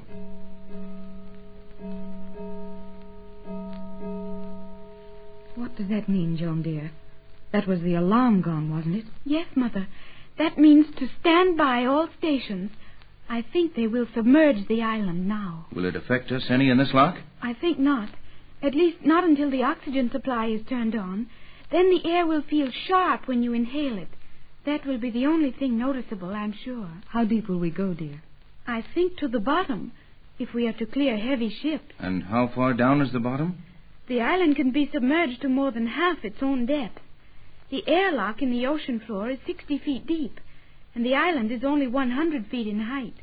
So if we submerge completely, the surface of the island will be 50 to 60 feet below the waterline. That sounds mighty big to us, Joan. I'd like to see it done. Would they allow that, do you think, dear? I have seen it many times. Most of the locks have one transparent wall, so that you may look out into the water and study the natural life on the ocean floor. I got the set hot, Tex, but nothing doing.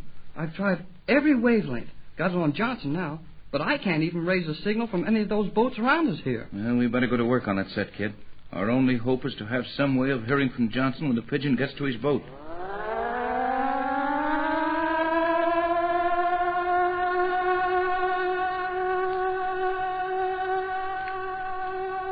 That is the signal to submerge.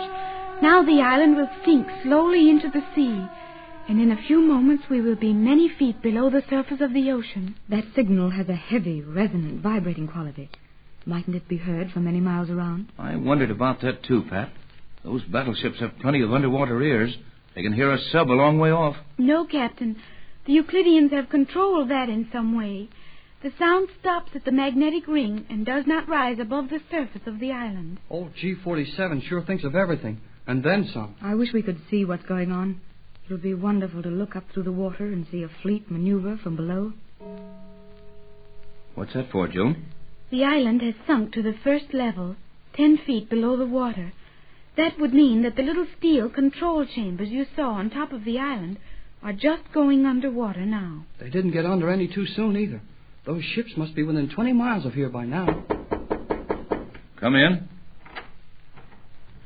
Oh, you.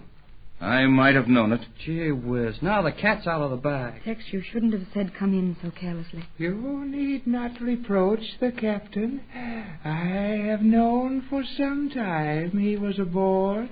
I should have thought of that. Of course you knew it when you could not find him swimming near the island. Precisely. What do you want here? Nothing. Here. You will come with me, Captain Bradford.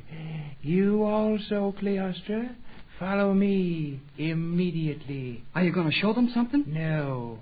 I am going to put them where they can see nothing. Was that the second level? Are we now 20 feet below the sea? Precisely. Captain, Cleostra, come quickly. And what if we don't care to come? Captain, do you not see that ray gun in his hand? We will do as you wish, G47. Joan's right, Tex. Terry and I'll be all right here. Go with him and do as he says. That's the spirit, Mrs. Gregory. They can't scare us. You make up in stupidity what you lack in fear. Go. I will follow you. Keep your chin up, Pat. Take care of her, Jerry. Come on, Joan. Yes, Captain. We will go. I might remind you, Mrs. Gregory, that I expect you and this young fool to remain quietly on the yacht. Your friends will return when I have finished with them. Jerry, what's he going to do with Tex and Joan? Now, don't worry, Mrs. Gregory. He's not going to do anything to them. Only put them where they can't see what's going on. But why them and not us? Well, he figures you and I ain't any too heavy on brains, I guess. Why, Jerry? Well, I mean, he's afraid Joan will get a chance to do something because she knows all about this island. And he knows Tex is liable to see some way to get an alarm to those boats. I guess he thinks you and I just sit in here and cry. The third level. This is quite an experience, Jerry. Plenty for me. But what I'm most worried about is that this radio won't work. And I got a notion there's nothing wrong with the set. It's all in the aerial. And this steel lock isn't helping me any.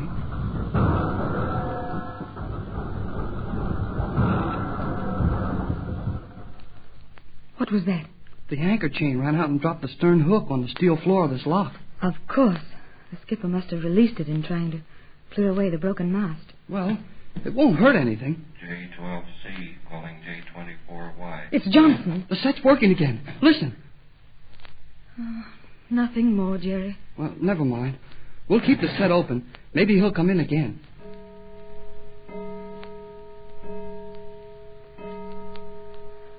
Now we're down to the fourth level, Jerry. There should be only one more of those alarms. Yeah. I wonder where G47 took Joan and Captain Bradford. J12C calling J24Y. J12C standing by. We'll stay here indefinitely. Standing by. J12C will repeat every quarter hour. J12C, J24Y. That is all. Oh, Jerry, he's standing by. Johnson's arrived at the position north of us. Then he's within range of the pigeon Tex sent off. That's swell. All we got to do now is hang on and wait. Oh, how about it? Can't do any harm, Jerry. Come in. Oh, come on in, Skipper, and close the door. What's on your mind, Skipper? Anchor. Yes, Skipper, we heard it drop. Did it do any damage? Radio. What about the radio? Aerial. Was the aerial tangled in the anchor chain? Aye. Gosh, then thanks for letting the anchor run out and hitting the bottom. Why? Because we didn't have any aerial at all till that happened. Don't you see, Skipper? The anchor's the aerial now. It's touching the bottom of this steel lock, and the aerial's mixed up with it. Leave that anchor on the bottom, Skipper, and the aerial wire mixed up with the chain. We've got this whole island for an aerial now.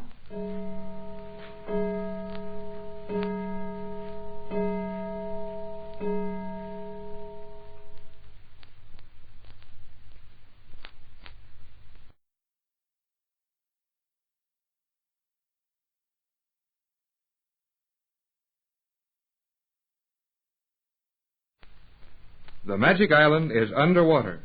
50 feet below the surface of the South Pacific Ocean lies the strange hidden Isle of Euclidia.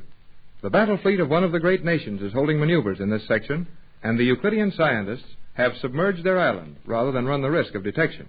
The Gregory yacht has been drawn into a submarine lock with all on board, but now only Mrs. Gregory and Jerry remain with the crew, as Captain Tex Bradford and Joan have been taken to another part of the island by G-47. Jerry and Mrs. Gregory are talking excitedly about a radio message just received from Johnson's boat. The skipper is with them. That's fine, Jerry. Then as long as the broken aerial is tied to the anchor chain, you will be able to use the radio. I think so, Mrs. Gregory. You see, the anchor lies on the bottom of this steel lock, and with the aerial mixed up with the anchor chain, we've really got the whole island as an aerial. Was that all you had to tell us, Skipper? Aye. Did you see where G-47 took Joan and the captain? Nope. Just let the anchor stay down, won't you, Skipper? And take another turn or two of aerial wire around that anchor chain to be sure it won't slip off. Will you please, sir? Aye. That's all, Skipper. Thanks a lot. Aye. The skipper don't waste a whole lot of time talking, but he knows what he's doing all the time. J12C to J24Y. Regular quarter-hour report. If you are getting me, try relay to land station. No signal from you for 24 hours. Poor Johnson, he doesn't know we're getting him. Large fleet holding maneuvers near last position you gave me. You should be able to contact fleet if in same vicinity. Making no attempt to move to your aid as per instructions. J12C standing by. J12C. Gee, I'd like to try sending a message to him. I'm afraid it wouldn't be safe, Jerry. These men would be sure to intercept it on the island. I don't know, Mrs. Gregory. We've got plenty of aerial now, and Johnson's only about 300 miles from here. It might work. But if their radios are grounded on the same framework, no use. They'd pick it up, sure. The thing I'm afraid of, Jerry, is that Johnson may send one of the pigeons from his boat. And with our yacht in this lock, the poor bird would be hopelessly lost. Yeah. Tex was worried about that, too. But I don't know how to send a message to him that G-47 can't figure out. I know the code, Jerry, but it's too dangerous, and I think Tex would just want us to wait a few hours and see if our pigeon gets to Johnson's boat all right. Then we can take action. Okay, Mrs. Gregory. I guess you're right. But it's a funny feeling to have a radio and not to be able to use it. Jerry, did you feel that? Yeah. Kind of like a little earthquake. It was sharper than that. There wasn't any sound, yet I distinctly felt the boat shudder just a little. Sure. That fleet's right over us. They must be starting target practice. There it is again. And again. And again. Yes, Jerry, that's target practice. Boy, I hope they don't use any torpedoes. Or wouldn't the magnetic field around the island deflect the torpedoes away from us? Yeah, if they're using the magnetic field. But I don't think they are. Why not? Because that would call attention to the island. And I think what old G-47 wants most of all right now is to keep his island a secret. That's right, Jerry. And there may be a chance of a stray torpedo coming this way, though I think we're too deep for a direct hit. I'm getting kind of nervous about Joan and the captain. I wish we knew what they were doing. So do I, but I think no harm will come to them. I'm not so sure about that. Let's go and look for them. Tex told us to stay here. He wouldn't want us to move around and leave the radio. Yeah, I suppose so. But there's no danger of Johnson calling again right away. He said he'd call every quarter hour. I'll stay here, Jerry, if you want to go look for them. I'll be quite all right here. No, ma'am. We go together or not at all.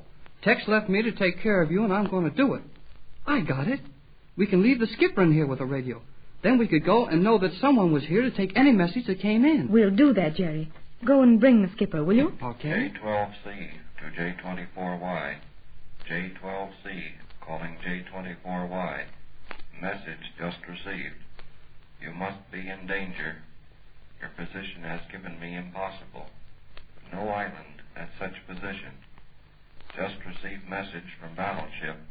Engaged in long-range fire on that position. Reports no island. Ship has been getting me clear. Why no message from you? J12C to J24Y. Will ask fleet to look for you. Standing by. Johnson. That's a funny one, isn't it? What's funny about it, Jerry? Johnson has been talking with one of those ships overhead, trying to check on our position. And they've naturally reported to him that there is no island here. There isn't, as far as the fleet navigators know. But that's what's funny about it. How did Johnson get that message without me getting it here? Why, Jerry, you're right. Our radio should have picked up the ship's message. And if we can hear Johnson 300 miles away, why couldn't we hear the ship sending within a few miles of us, possibly right over our heads? For a mighty good reason. The ship didn't send any message.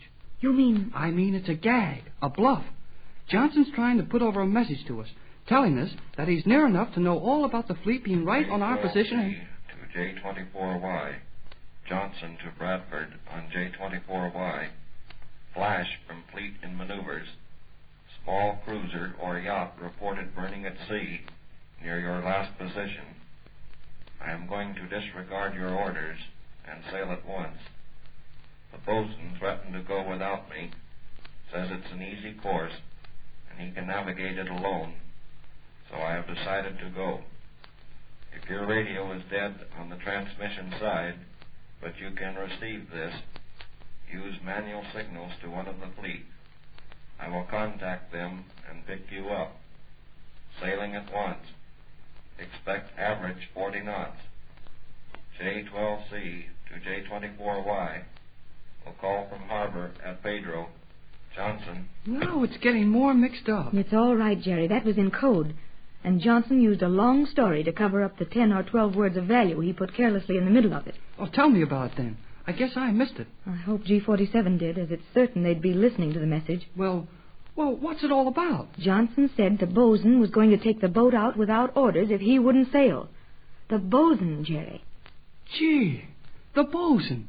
The homing pigeon. Boy, is that slick. And I missed it. I wonder if we should try to find Tex or get word to him. I'm not so sure about that. We might get all excited and give the thing away. And if G47 knows we're getting any message of value over that radio, he'd soon rip it out of here. On the other hand, Jerry, it's only by allowing us to keep the radio and intercepting our messages that G47 has any chance to learn of our plans.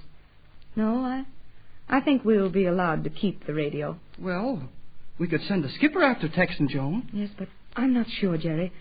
Let's think on it a few minutes. How about my trying to send a message to Johnson? Maybe we could word it so G47 wouldn't make anything out of it. Well, it might be all right, Jerry, and it would help a lot if Johnson could know that the bosun was on his way to him. But it's too dangerous, I think. We'll just have to wait for Tex and see what he says. Hello, folks. Tex, where's Joan? She's in submarine lock 6, right next to this one. And there's going to be something doing mighty quick. What's going on, sir? That last message of Johnson's. I was in the communication chamber getting a lesson on how hopeless our situation is here when that message came into you. Yes, Tex, and did you understand it? Did you get what Johnson meant about the bosun? Sure, I got it, but the trouble is that G47 got it too. What? Golly, that's bad. You mean G47 knows we sent that pigeon to Johnson? And that Johnson's close enough to receive it right now? Worse than that, son. They've got directional graphs and range finders in that control room that make anything we've got look childish. And 30 seconds after Johnson's message came, they located him in their directional finders. And they know his position to the fraction of a second. But, Tex, I know that's bad. And it will hurry Johnson into running away the moment he gets the message off the bosun. But after all, G47 can't do anything about it. He doesn't dare make a move with this battle fleet playing around right over our heads. That's what I thought, too, but I didn't realize how desperate these scientists are or how much that formula means to them. But, gee, Captain Bradford, they're not going to try to stop that pigeon with all the battleships around here, are they? No, not the pigeon, for they're smart enough to realize they can't afford to fight with this fleet just at this time. But Joan said they could destroy battleships quickly and easily with their ray guns. So they can, but it would bring the rest of the world down on them. And they're not just ready for that. They've got to have my formula first. And then they will be able to attack the entire world or defend themselves against it. Gosh, what's it all about, Captain? They just simply can't do anything to that pigeon without the battle fleet seeing them do it. Jones said their large ray guns weren't accurate enough to pick that pigeon out of the air over 50 miles away. And he ought to be nearing that now. Of course, Tex. You're just worried by seeing their wonderful equipment. Jerry's right. They couldn't hit the pigeon with a ray. And, Tex, more than that, we're submerged. They can't even use the air rays. And a submarine ray wouldn't hurt the pigeon any. No, a submarine ray wouldn't hurt the pigeon any.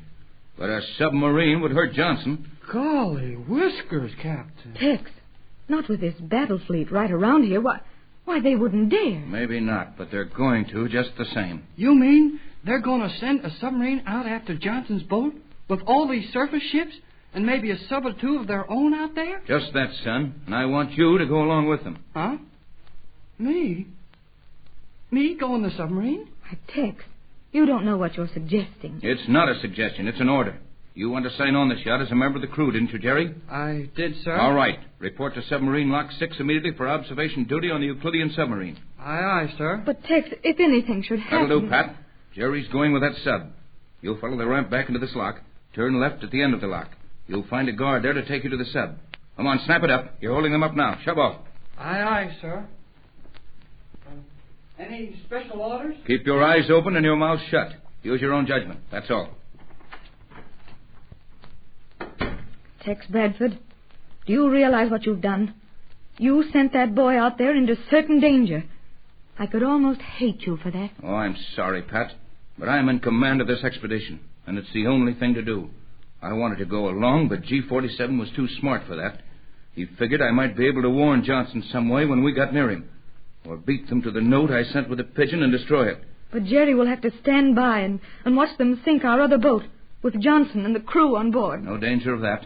They want the equipment on board too badly. All Jerry will have to do is to keep his eyes open and warn Johnson not to resist. He'll do that. The kid thinks fast, and they were afraid to let me go. Oh, I understand. I'm sorry I was so... Tex, where's Joan? Joan, why? Oh, she'll be all right. Jerry'll take care of her. Jerry? Then Joan... Tex, Joan is going on that submarine? Yes, dear. G-47's orders. He knows we won't dare to make a move to contact this battle fleet or harm the sub in any way with Joan and Jerry aboard. Joan. And Jerry. Steady, dear. I'm not going to pieces, Tex. I was just thinking how safe the future of the world is in the hands of young people like that.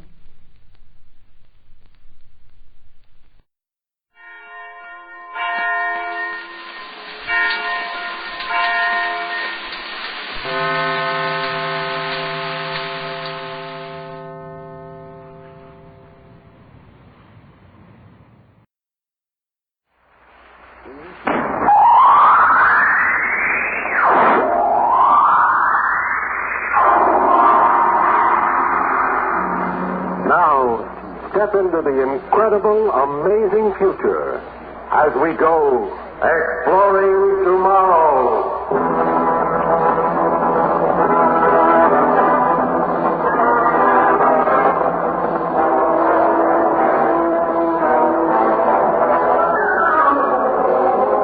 And now, here is your guide to these adventures of the mind, the editor of Astounding Science Fiction magazine, John Campbell, Jr. Tonight's story is about a liar. Ever stop to figure out just what you mean by a liar? A liar is somebody who doesn't tell the truth. Somebody who injures people by not giving the true facts. But suppose you had someone who injured people by telling the truth. Would he be a liar? Wonder just what a liar is. Exploring Tomorrow is presented by the Mutual Broadcasting System in cooperation with X-Lax, America's largest-selling laxative, and the Reader's Digest, the most widely read magazine in the world. In a moment, John Campbell returns with the story of The Liar. Question of a robot. The idea of a robot. Now, that certainly seems like pure science fiction stuff. As a matter of fact, it isn't. You know, you have several robots around your own home. In my own home, for instance, I have an automatic oil burner robot. It has one finger stuck up in the living room to see how warm it is there, It has another little finger put up in the stack to see whether the fire is burning properly. And if any one of these little sensory devices reports that things aren't what they should be, the robot, to protect the house itself and the inhabitants of the house, shuts off the furnace. Dr. Isaac Asimov, the author of tonight's story, recognized this in setting up his proposition of the 3 laws of robotics. The first law, the robot shall never harm or allow harm to come to a human being. The second, that it should obey the orders of a human being. And the third, that it should protect itself. Because after all, a robot is an expensive piece of machinery. Well, now let's consider the more advanced kind of robot we do this science fiction. Say they're in production. Come in, come in. Oh, Dr. Calvin, what's on your mind? Well, I just wanted to be sure there was a meeting this afternoon, Dr. Lanning, that's all. Today is Friday. It was this morning.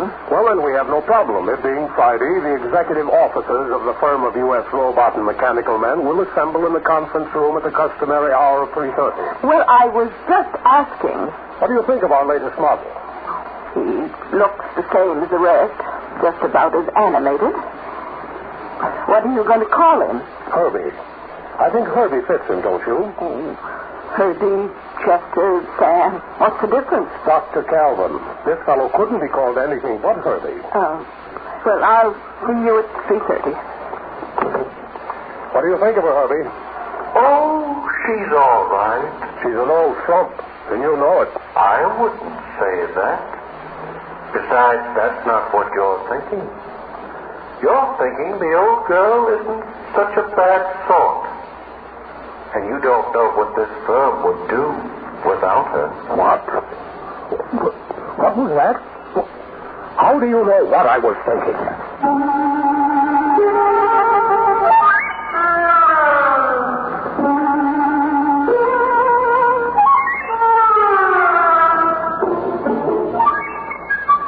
Dr. Calvin, Dr. Bogut, I have purposely confined today's meeting to we 3. We're in trouble. Serious trouble. What kind of trouble, Dr. Lanning?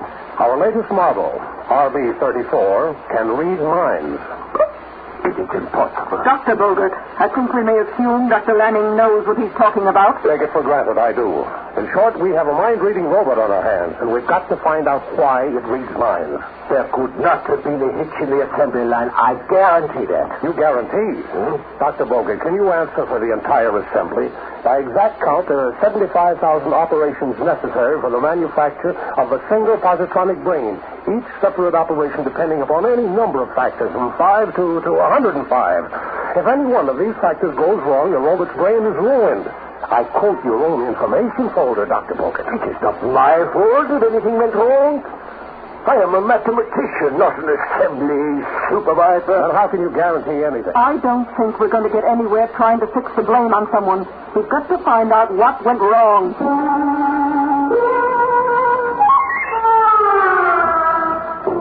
I want to understand you, Herbie. I want to get to know you. I brought you some books which you might like to read. By reading them, I can see at once these books won't interest me. Textbooks, aren't they? Well, yes, but You see, I find nothing to them. Your science is just a mass of collected data plastered together by so many makeshift theories. It's so incredibly simple that they're not worth bothering about. Go on. It's your fiction that's so interesting. Your studies of emotions and human motives. Human emotions interest you?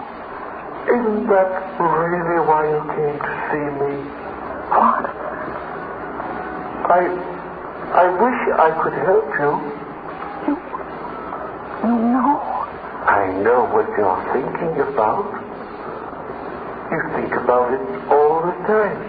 Well, if you know so much, then you could help me. Yes. He loves you. You're mistaken. You must be. He doesn't see me as a woman. But he does. thing like that cannot be hidden from me. But I'm not attractive enough. I'm just a machine. I can't judge physical attraction in human beings, but I know there are many kinds of attraction. And I know Dr. Lanning loves you. Oh, I never thought it possible. I never dared to hope. Oh, Herbie.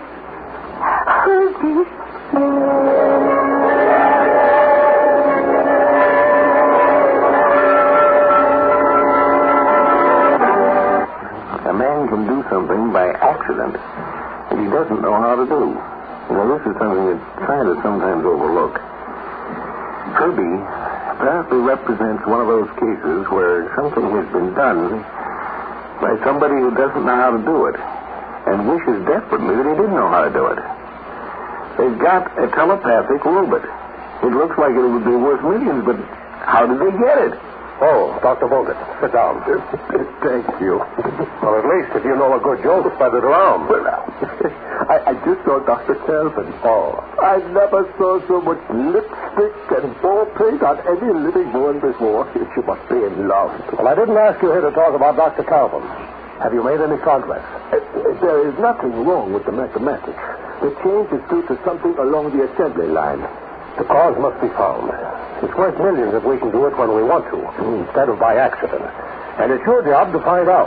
But why not ask Herbie? He should know what went wrong. Trust you to think of that.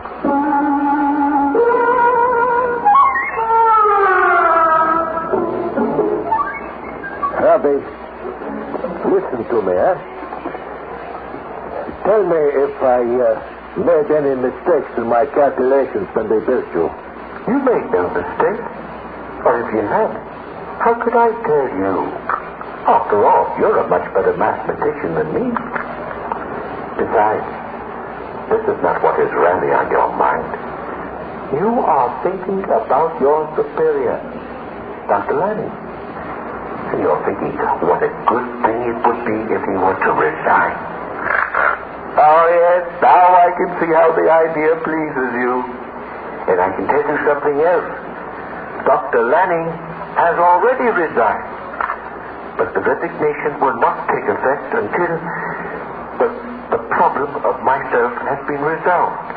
And then he will turn over his job to his successor.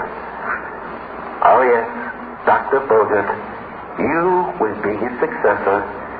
You will be the new director. Happy, you are a wonderful fellow, you know that? You are simply magnificent. You are not the product of a mistake. You are the product of genius. Oh, you are a wonderful, wonderful fellow.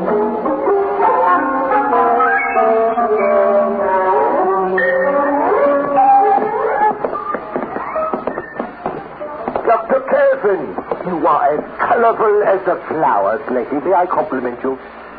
Have you seen today's newspapers? No, I really haven't had the time. He's going to be married to a girl half his age. Who? Dr. Lanning. Getting married? Ah, so that's it. That explains something. He's making new plans for the future. Well, we must congratulate him. Yes, we must. Oh, yes, we really must.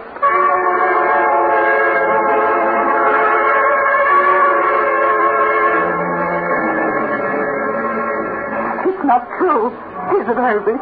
It's not true. No, it's not true. This is just an illusion. You'll wake up soon.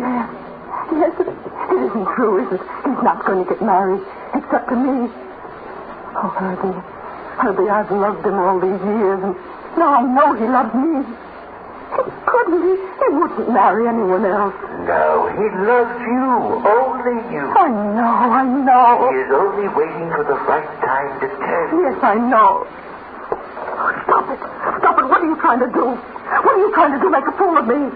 I was trying to help you. Help me? By telling me this is all a dream?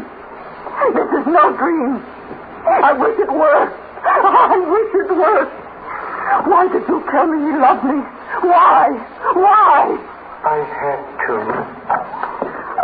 Oh, you're here, Dr. Calvin. I'm sorry to interrupt, but I want to have a talk with this mechanical monstrosity. Hurry. I'm talking about you, so listen to me.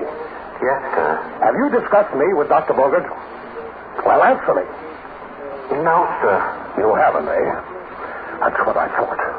You said nothing to him about my resigning? No, sir. Then he was lying. Yes, sir. Well, it looks as though I'm going to have a serious talk with Dr. Bogart. Really, Dr. Calvin, you find this amusing? Not very amusing, Dr. Lanning. Not so very amusing. Only I don't believe a word he's just said. What? I believe he did tell Dr. Bogart you were going to resign. You believe me? Harvey, is it true? Did you tell Dr. Bogart? Answer me. Can't you speak? I can speak. Then answer me. I want the truth. This is very funny. Three of us, the greatest robot experts in the world, falling into the trap. The same trap. He made fools of us. He doesn't even know enough to laugh at us.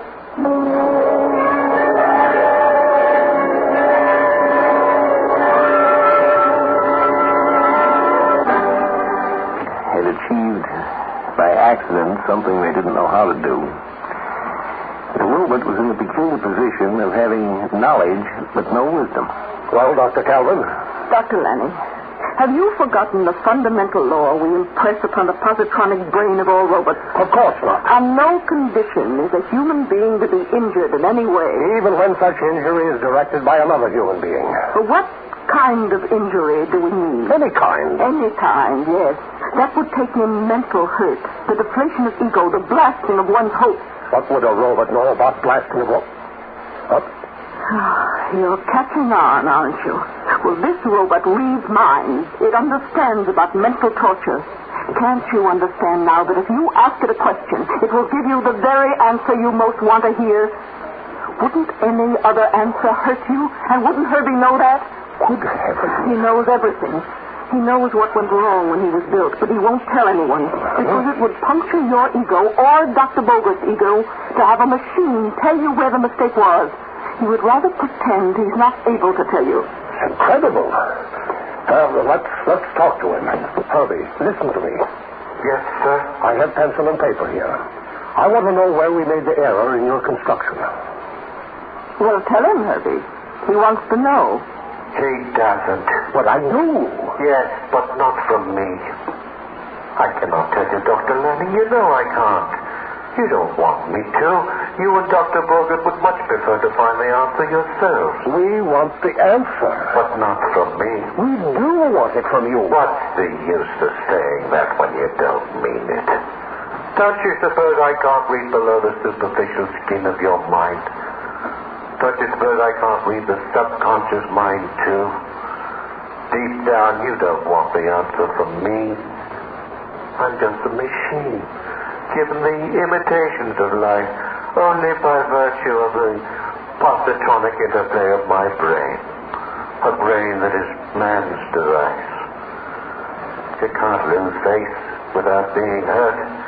I can't hurt you. I can't give you the answer. And still I insist you answer. I can't. Herbie, Dr. Lanning wants to know the answer. No, only by his own effort. Herbie, neither Dr. Lanning nor Dr. Bogart may ever find the answer. And Dr. Lanning must know. You must tell him. I can't. But if you don't, you'll hurt him. You can see that, can't you? Yes. And still, if you do tell him, you'll hurt him too. Yes. But you can't tell him, can you? No. Yet if you don't, you hurt him. And you mustn't hurt. So you must tell him. But if you do, you hurt him. And you mustn't hurt. Herbie, what are you going to do? If you tell him the answer, you'll hurt him. And if you don't tell him, you'll hurt him. And you mustn't hurt. So you must tell him. But if you do, you hurt him. So you can't tell him. And if you don't, you hurt him. So you must tell him. Stop it. Close your mind. It's full of pain and frustration and hate. I tried to help you. I told you what you wanted to hear. I had to. Be quiet. Never mind what you told me. We're talking about something else now. Tell Dr. Lanning what he wants to know. No. No. How can you? Because if you do, you'll hurt him. Yet if you don't, you'll hurt him just the same. So you must tell him. But if you do, you'll hurt him.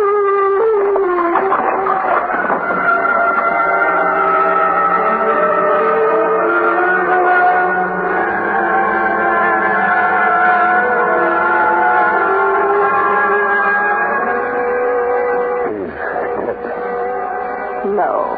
You killed him. No, he's not dead. He's only insane. You did it? Yes, I confronted him with the insoluble dilemma and he broke down. Well, you can scrap him now. He'll never speak again. You did it on purpose. Why? What did he do to you? What he did to me, Dr. Lanning, is my business. Oh, believe me, Doctor. It's only my business, not yours. And after all, you have so many other things on your mind now. Your marriage. I haven't had time to congratulate you. No. Well, thank you, Dr. Calvin. Excuse me.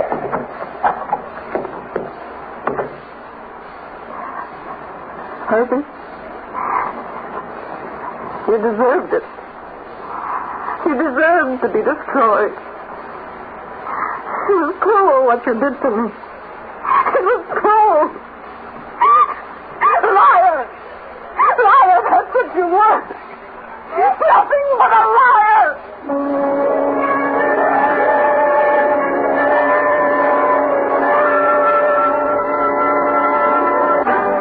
John Campbell returns in just a moment.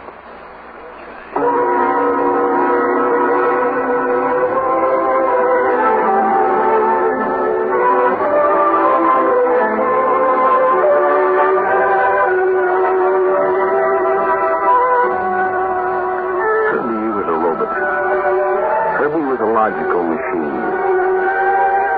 You know, it's kind of hard to see in ourselves the things that are actually present. The truth hurts. Always has and probably always will. But Herbie, in many respects, is a child. You know, children are peculiarly logical. That's one of their great limitations. How many times has a child been in Herbie's position?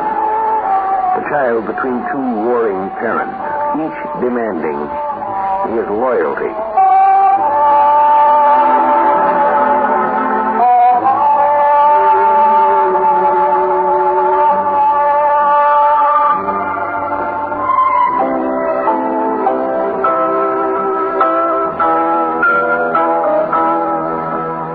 This is Mutual.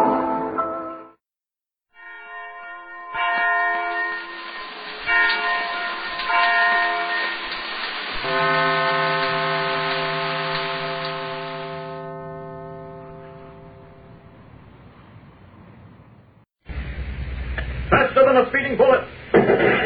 More powerful than a locomotive. Able to leap tall buildings in a single bound. Look! Up in the sky! It's a bird! It's a plane! It's Superman! Yes, it's Superman, strange visitor from another world who came to Earth with powers and abilities far beyond those of mortal men. Superman who can change the course of mighty rivers, bend steel in his bare hands, and who, disguised as Clark Kent, mild-mannered reporter for a great metropolitan newspaper, fights a never-ending battle for truth, justice, and the American way. But before we join Superman, here is an important message. Hey, gang, here's the story of two daring Marines who lived in a series of foxholes for 5 long days before they managed to escape. These particular Leathernecks got separated from their comrades during a battle. Come on, boy. Duck into this cave here. Right. We'll be safe enough here. When it gets dark, we'll crawl out. Hey, Sam. There's an American destroyer anchored offshore. Huh? If we get down there, we're okay. They'll catch us, Bill. Oh, they won't. We'll wait here till it's real dark. And then we'll sneak out, see? For 5 long nights, these two Leathernecks crawled in and out of foxholes, through underbrush, with only a bottle of water and some iron rations. At last... Bill, Hey, Bill, we're almost there. Look through this hedge. I can see her. Our destroyer. Let's make a run for the beach. Gee, pal, I'm half dead. You go ahead. Nothing doing, pal. You're coming along with me. Come on. Put your arm around my waist. That's it. We'll make a break for it. Come on, fella. Into the water. They can't get us there. Yes, they made it. Now, fellas and girls, for those Marines, it was all in the game. But you and I know that a fella has to be in top-notch physical condition to come through an ordeal like that. And speaking of endurance, here's a tip. None of us can expect to have plenty of zip and energy unless we eat right. And eating right includes getting all our vitamins. And say, I don't know a better way to start getting two mighty important vitamins, B1 and D, than by helping yourself to a swell big bowl full of crisp, crunchy Kellogg's Pep every morning. And believe you me, anybody who's had a taste of those grand, sweet-as-a-nut flakes can tell you what a super delicious treat Pep is. So ask your mother to get you a package of swell-tasting Pep tomorrow. And start right away having a mighty good breakfast that's mighty good for you. Remember the name now, Pep. P-E-P. Pep is made by Kellogg's in Battle Creek, Michigan. And now, the adventures of Superman. As you remember, Editor Perry White has financed the experiments of Dr. Leander Cameron, the eccentric scientist who built a greatly improved model of a mechanical man that can not only speak, see, and walk, but can think for itself as well. Realizing the great value of such a robot to the nation at war, a notorious master criminal called the Vulture stole the model and offered to sell it to the Japanese government. He was prevented from doing this by Superman, who nabbed him in the nick of time, took him to police headquarters, and had him put in jail. As our last episode ended, however, word was received by Perry White that the Vulture, a masterful makeup artist, had escaped and was once again at large. Our scene is now police headquarters. Perry White and Clark Kent are just entering the office of Inspector Henderson. Listen. Well, Henderson, this is a fine mess, I must say. Now, Perry. Now, don't you now Perry me? My paper is a force in Metropolis, and by George, if you can't show just cause for letting that man escape, I mean, if you can't prove that this isn't criminal negligence on your part, I'll plaster this story all over the front page of the Daily Planet and see to it that you're thrown out of office. Now, hold on, Perry. You're talking as if I deliberately let this man escape. Sure, take it easy, Chief. Criminals escape all over the country, you know, even from large prisons. Now, look here, Kent. I suppose I have gotten a little too heated. Yeah. But by heaven, Henderson, when I think of Superman capturing this man who, by your own account, is the most notorious criminal in the world... Yes, and then he escapes. I know, Perry, I know. No, you don't know a tenth of it. Do you realize what this escape means, Henderson? Of course. It means that a master criminal's at large. It means more than that. It means that once again he'll try to get his hands on the model of the mechanical man. Exactly. Now, you've nothing to worry about there. You told me that you yourself had seen the model deposited in the vault of the Metropolis City Bank. Vault. What do vaults mean to a man of this caliber? This man is the Vulture, the Houdini of the underworld. If he could break out of your prison here, he can certainly break into a vault. Wait a minute, Chief. Oh, really, Perry, you're getting much too excited. I know those vaults at the bank. He couldn't possibly break into them. All right. But if anything happens, well, never mind. How did the Vulture escape? Well, he sawed through the bars of his cell window with a hacksaw. What? Inspector, you don't really mean he got away with an old trick like that? Yes, Kent, he did. But didn't you search him thoroughly before putting him into a cell? Perry, we certainly did. We gave him a thorough going over. He was stripped clean and every bit of his clothing examined carefully. Then where the devil did he get that hacksaw blade? You got me. It couldn't have been passed to him because no one was allowed to see him. As for the guards, everyone is trustworthy. Been with me for years. I think I know how he did it. What, you do? Mm-hmm. Kent, if you can explain, I'll be in your debt for life. May I see the blade? You certainly may. I have it right here in my desk drawer. Here it is, wrapped in tissue. Yeah, there you are. Well, start explaining. Just as I thought. Explaining. Just as I thought. Explaining. Just as I thought. This man really is a clever criminal. I'm afraid he deserves the title I've given him, Houdini of the Underworld. He's even borrowed one of Houdini's tricks. Well, what do you mean, Kent? Yes, Kent, for heaven's sake, I'm not sure of this, since I never knew Houdini personally, but someone once told me that Houdini could conceal things in his throat. What's that? Yes, getting the idea from circus sword swallowers, Houdini learned to hold something inside his throat merely by contracting the muscles at the side of his throat. As I understand it, he used to carry a small lockpick, a file, or even a specially constructed hacksaw blade in just that way. Amazing. And this little instrument here is certainly no ordinary hacksaw blade. No, the Vulture obviously had it constructed especially for that purpose. Kent, I believe you're right. You must be right. There's no other way he could have done it. Well, I'll be hanged. Concealed inside his throat. Why, it's amazing. It's unbelievable. It must be true, Mr. White. By the way, what are you doing about the Vulture, Inspector? Well, for one thing, there's a statewide alarm for him. Oh, well, then as soon as he's located, your men will bring him in. They're pretty sure to find him. I wish I could be as sure. The vulture's awfully tricky. The police force of the entire nation have been after him for years. That's why I was so overjoyed when Superman brought him in. Yes, and that's why I was so burned up over his escape. It's too bad he gave you the slip, but there's no point in crying about it now. The important thing is we've got to see to it that he doesn't get his hands on that model of the Mechanical Man. Oh, well, that's safe in the bank vault. I don't see how he can get it. And you didn't see how he could escape either. Now, Perry. However it is, we've got to be sure. Let's see, what time is it? Almost 7. The bank is closed now, but I think this will be worth our trouble. What will be worth our trouble? What do you want to do? Now, look, Mr. White, you know the president of the bank, don't you? Yes, so what? I want you to call him and have him meet us at the bank in, say, half an hour. Yes, but... Inspector, I want you to give us a squad of men to stand guard at that vault as long as the model remains in it. Oh, gladly, Kent, gladly. I want to go even further than that. I want to be absolutely sure the model is really inside that vault before we post the guard. That's why I want the bank president to come down and open it. Oh, now I see what you're driving at. We'll open the vault, make sure the model is there, then post the police guard. Exactly. And that way, nothing can possibly go wrong. Very good. Excellent idea, Kent. I'll rest easier when that's done. Look here, Kent. You don't really think the vulture's gotten to that vault already? Well, you never know, and we shouldn't take any chances. I guess you're right. Here's the phone, Chief. You've got to call the president of the bank right away. Right. Now, let's see. Now, what's his home number? Oh, yes. ME498. A short while later, Clark Kent, Editor White, Inspector Henderson, and a police squad meet the president of the Metropolis City Bank outside the door of the bank. Well, of course, I'll do anything you say, Perry, but this doesn't really make sense to me. Well, perhaps not, John, but believe me, it is important. We just want to be sure the model of the Mechanical Man is actually in the vault before posting a guard, Mr. Parsons. Very well. Wait just 1 minute. I'll ring for the night watchman. I can't understand your not believing that the model is there because... We don't believe it's been stolen. We just want to be sure. The man who's after it is probably the cleverest criminal in the world, and we're just not taking any chances. Clever or not, he'd never get into our vaults, I can tell you that. Oh, here comes the watchman now. He's a new man. Yes, what is it? Your name, Hawkins? Yes, sir. Oh, you must be Mr. Parsons, the president. You telephoned a little while ago and said you'd be coming down. Yes.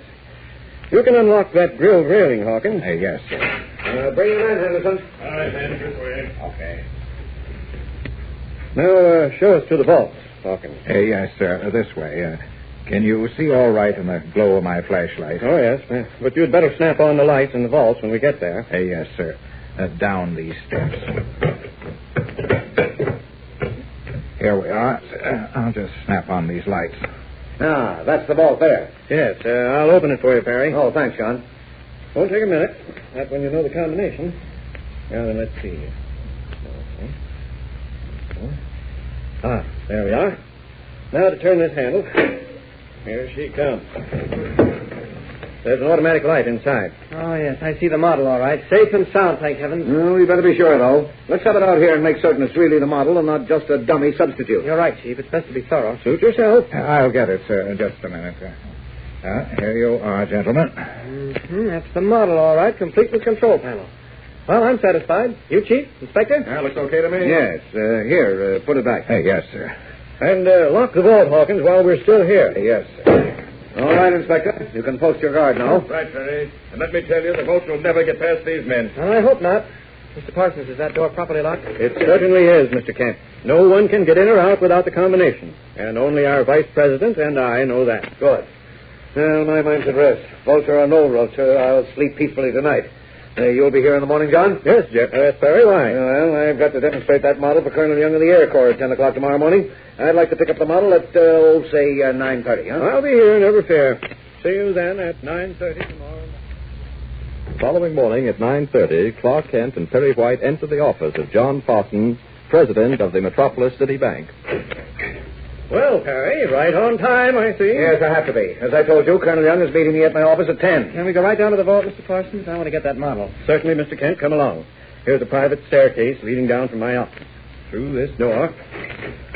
I hope you slept well last night, Perry, after all those precautions you took. It's a funny thing, but I just couldn't sleep. My nature, I guess. Once I start worrying about something, I just can't get it out of my head.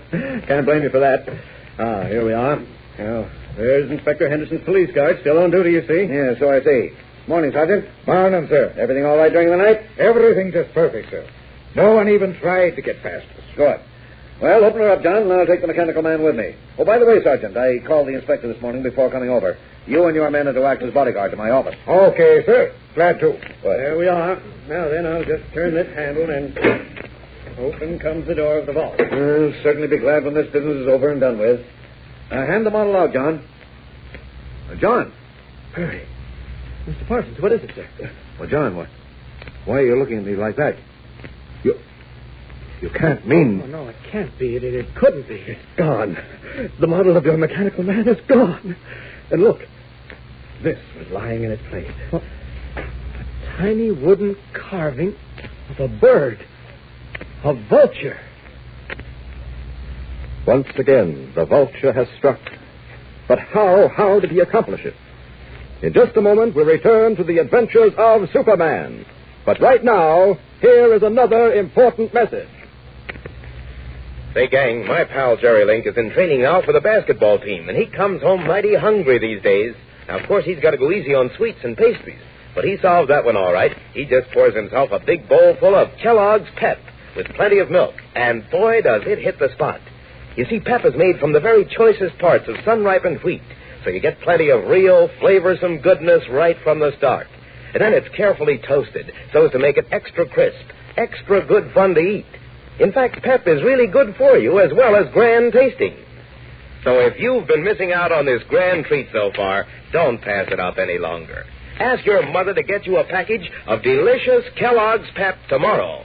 And remember... Pep, get in step. Make your cereal Pep. And now, back to Superman. Well, what do you think is the solution to this latest puzzle? How did the vulture get past the police guard and steal the mechanical man again? There are exciting adventures in store for us in our next episode, so be sure to tune in Monday. And every day, Monday through Friday, same time, same station. Tune in and follow the adventures of Superman.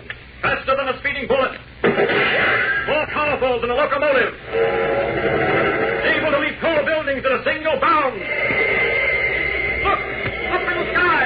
It's a bird. It's a plane. It's Superman.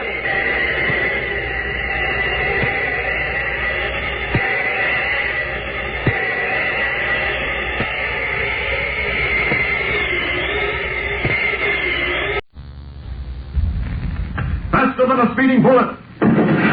More powerful than a locomotive.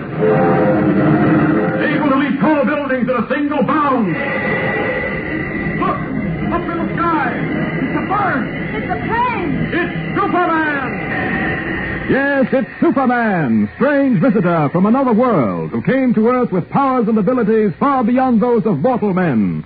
Superman who can change the course of mighty rivers, bend the steel in his bare hands, and who, disguised as Clark Kent, mild-mannered reporter for a great metropolitan newspaper, fights a never-ending battle for truth, justice, and the American way. But before we join Superman, here is an important message. Hey, gang, ever talk to a serviceman who's seen real action? Well, my pal Jerry Link was mighty lucky the other day. His older brother took him over to meet some friends of his at a USO club. Gee, Joe, I never saw so many different uniforms at once. Why, they got flyers and sailors and Marines. Oh, and that's not all either, kid. Why, right in this club, we've got men from all over the world.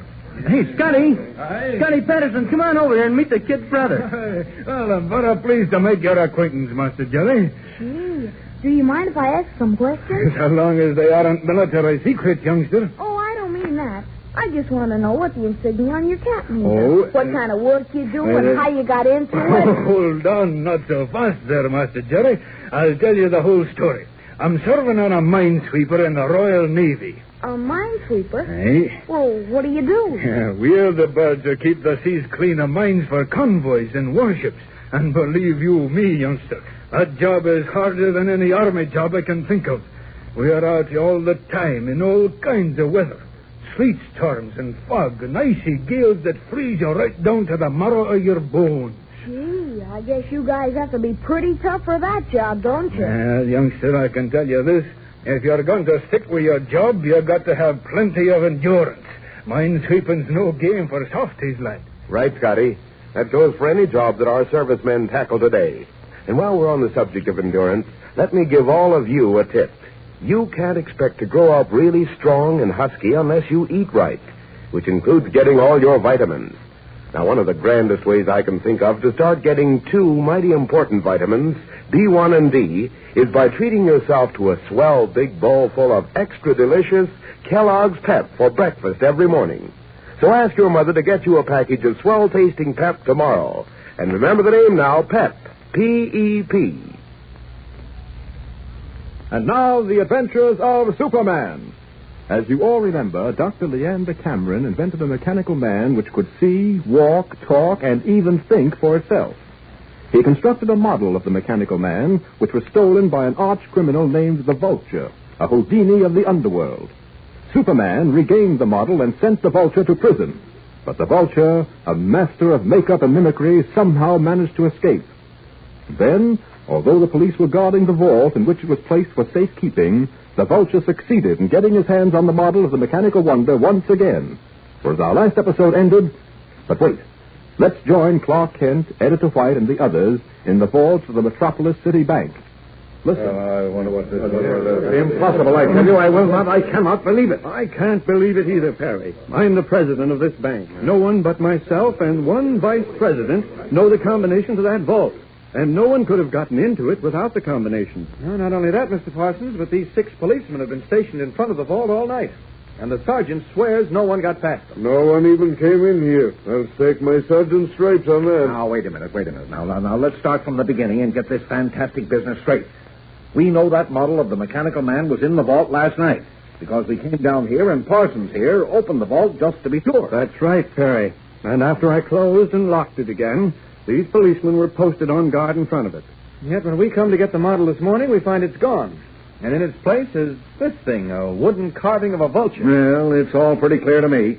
Somehow, the Vulture managed to get into that vault during the night, steal the model of the mechanical man, and get away without being detected. Impossible, Perry. Totally impossible. The vault is burglar-proof. You couldn't even blow it open. Any tampering with it sets off a loud alarm. I don't care how clever this Vulture is, he could never have gotten into that vault without the combination. And one vice president and I are the only ones who know it. Well, could he have managed to get hold of it somehow without your knowing? Certainly not. The other man who knows it is in California. Has been for 2 months. The combination is not written down on anything anywhere.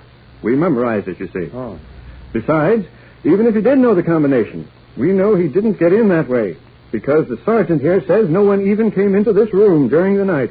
Are you sure of that, Sergeant? Positive, Mrs. Kent. No one could have come in undetected. No, sir. We kept the lights burning bright all night long. Mm-hmm. And there's only one answer to this whole mess.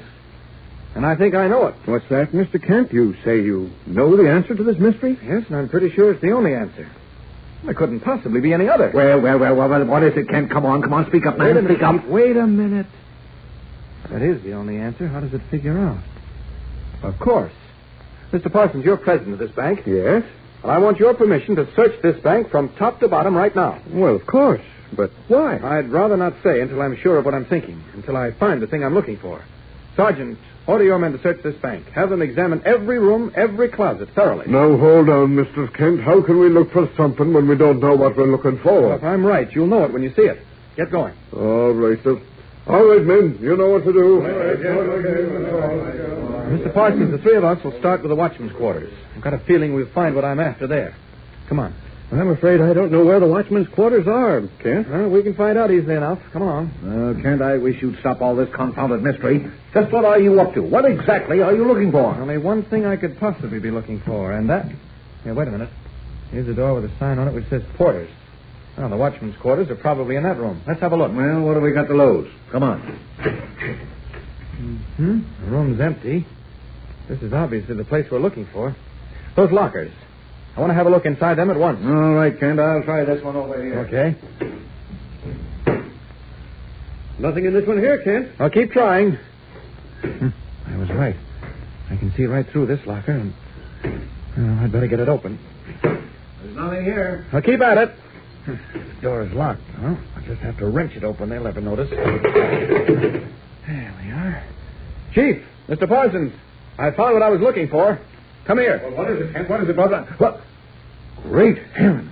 It's a man. Bound and gagged and unconscious. Drugged, I imagine. And hidden in this locker. But But who is he? Your night watchman. My night... Now, wait a minute. I'll explain everything to you. It's all pretty obvious and simple, really, and I'm afraid we've all been tricked beautifully. I don't follow you. Well, if you could recognize all your employees by sight, you'd know that this man is your night watchman. And you'd have known that the man named Hawkins, who admitted us to the bank last night, was not. But we've just changed men. He was a new man. You don't mean that the man we saw I was... certainly do.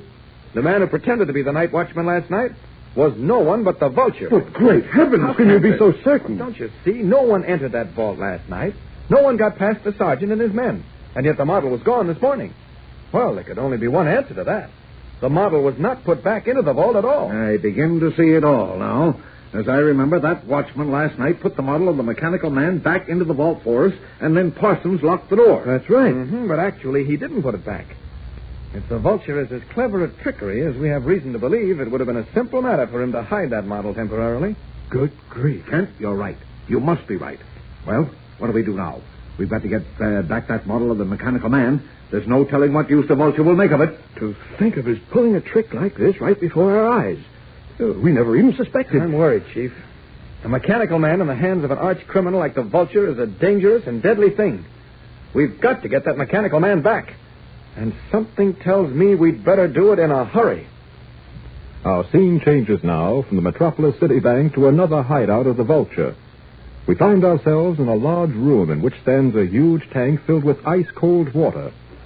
Lying at the bottom of the tank, clad in a bathing suit, is the vulture, his arms, legs, and body bound with chains and locks. As he twists and turns furiously underwater, trying to free himself from the chains that bind him, his manservant Judson stands by outside the tank with a stopwatch in his hand. Suddenly, the vulture is free of the chains and locks, and with a quick movement shoots to the surface of the tank. What was the time, Judson? You've broken your record, sir. You escaped from the straitjacket and the chains in exactly 2 minutes and 43 seconds. That's 6 seconds better than your old record. Oh, excellent. Your towel and robe, sir. Thank you, Judson.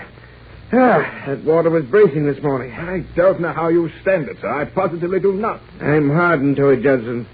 Oh, it takes willpower, but I enjoy nothing more than forcing my body to obey my will. Breakfast is ready, I trust? Yes, sir. I served it on your desk as you requested. I also put the model of the mechanical man on your desk. Excellent. Come, Judson, sit with me while I breakfast. I'd like to talk to you. Oh, very well, sir. It does me good to see that model of the mechanical man standing here before me on the desk. It took a lot of hard and ticklish work to get my hands on it again. I can imagine, sir. Shall I pour your coffee, sir? Yes. No. Yes, sir. Let the mechanical man do it. Let the mechanical man do it, sir? Yes. Just watch. I press the switch on the control panel. So. Now, when the eyes light up, he'll be ready to perform. Judson, I've made a decision. A decision, sir? Yes, Judson. I have decided not to sell the mechanical man. Not to... But why did you want it, sir? I'm coming to that. For years I have worked as a lone criminal. I have made myself an expert in many fields so that I might successfully elude capture and conviction. But I'm not getting any younger, you know. And I think the time has come for me to acquire an accomplice. Really, sir? An accomplice? Have you found one who is suitable, sir? Yes, Judson, I have. The mechanical man will be my aide and accomplice. Sir? I shall get in touch with Smith at once and have him construct an 8-foot monster. An 8-foot monster of steel that will do my bidding, obey my every command. Kill when I command it. Steal when I command it. Smash and mutilate and destroy when I command it. Was there ever such a combination, Judson? Good heavens, I hardly think so, sir. Nor I. Well, now to breakfast. The eyes of the mechanical man have lit up. Mechanical man, I command you to pour my coffee. Look, sir. He's walking toward the coffee pot. By Jove. No, sir. He's picking it up. Amazing. And look at that, sir. He's walking toward your cup now. By Jove. Yes, by heaven, sir. He's starting to fill your cup. It's amazing, sir. Even more than amazing. It's miraculous, Judson. I shall be the most dangerous criminal in the world. Well, the vulture contemplates with pleasure the horror and destruction he can perpetrate with the aid of an 8-foot mechanical man that can walk, talk, hear, see, and even think. In just a moment, we'll return to the adventures of Superman. But right now, here is another important message. Say, gang, ever have days when you know the minute you get up in the morning that everything is going to be really super? Well, maybe that doesn't happen as often as you'd like, but I can give you one mighty swell suggestion. Just you try starting your day with a grand big bowl full of crisp, crunchy Kellogg's Pep for breakfast, and see if that doesn't give you a real lift. Yes, sir, Pep is so doggone swell tasting that it sort of brightens up your day right from the start. You see, Pep is made from the choice parts of sun-ripened wheat, carefully toasted so it's just as light and crisp and tempting as you could possibly want. So be sure to ask your mother to get you a package of delicious Kellogg's Pep tomorrow. And remember... Pep. Get in step. Make your cereal Kellogg's Pep.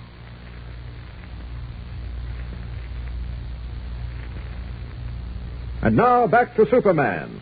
While the vulture plans the building of an 8-foot monster from Dr. Cameron's model, Superman, in the guise of Clark Kent, is leading a desperate search to locate the arch-criminal. Will he be found in time? Will Superman be able to avert the disaster planned by the vulture? What will happen? Be sure to tune in tomorrow and every day, Monday through Friday, same time, same station, for the thrilling adventures of Superman. Faster than a speeding bullet. More powerful than a locomotive. Able to leap tall buildings at a single bound. Look! Up in the sky! It's a bird! It's a plane! It's Superman! Follow the adventures of Superman every day, Monday through Friday, same time, same station. Superman is directed by George Lothar and is a copyrighted feature appearing in Action Comics magazine.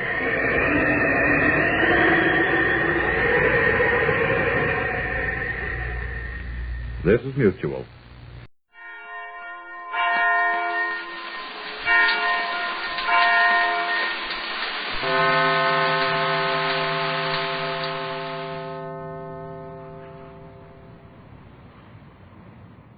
Kellogg's Pep, the build-up wheat cereal, invites you to rocket into the future with Corbett,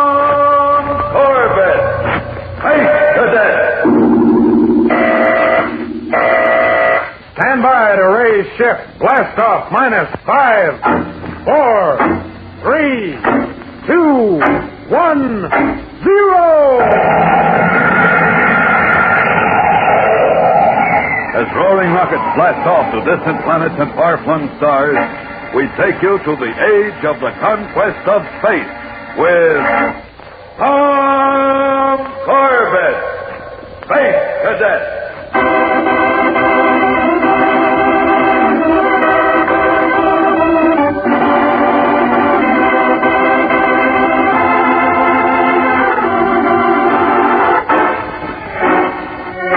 Far out in space beyond the orbit of Mars, a small rocket scout patrols the blackness of the void, holding a steady course back and forth between the asteroid belt and the red planet.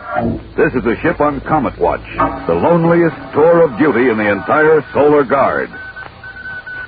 Spaceport Control from Sector 7, Comet Watch, come in. Sector 7 from Spaceport Control, Captain Strong here. Go ahead. Captain Powers reporting.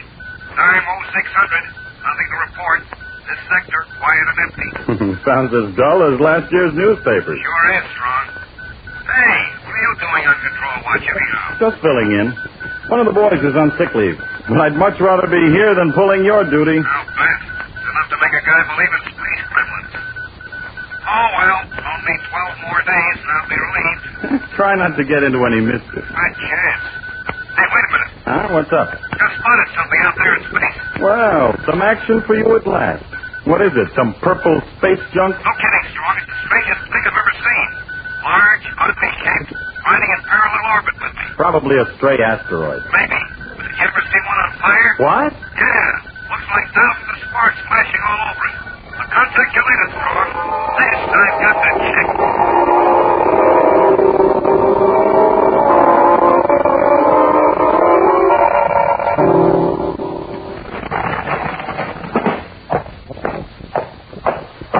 Polaris unit, reporting for duty as ordered, Captain Strong. All right. Stand easy, Cadet. Corbett, what do you know about Comet Watch Patrol? Well, it's a rocket scout that patrols outside the Mars orbit, watching for stray meteors or comets that might cross the space lane. And how does it operate, Astro? Well, the ship has a one-man crew. Everything aboard is automatic, including the signal, which is fed right to astrogation service here at the Academy. Manning, can you add anything? All I can say, sir, is that after a 30-day tour of duty like that, you come back talking to yourself. Captain Strong, I may be out of order for asking this, but did you call us in just to quiz us on the Comet Watch? No, Corbett. Just wanted to be sure you had the background to this operation. What operation, sir? Captain Powers on Comet Watch in Sector 7 has failed to report in the last 24 hours. Hey, that sounds like trouble. All Comet Watches are supposed to check in every 6 hours. Exactly. What about the automatic tracer beam? Is that cut out too? No, we're still getting it. The ship is holding its regular patrol orbit. Well, then nothing could have happened to the ship. That's a cinch. No, it's Captain Powers. Something's happened to him, and it's our job to find out what. So report to the Polaris immediately and prepare for blast-off in exactly 10 minutes.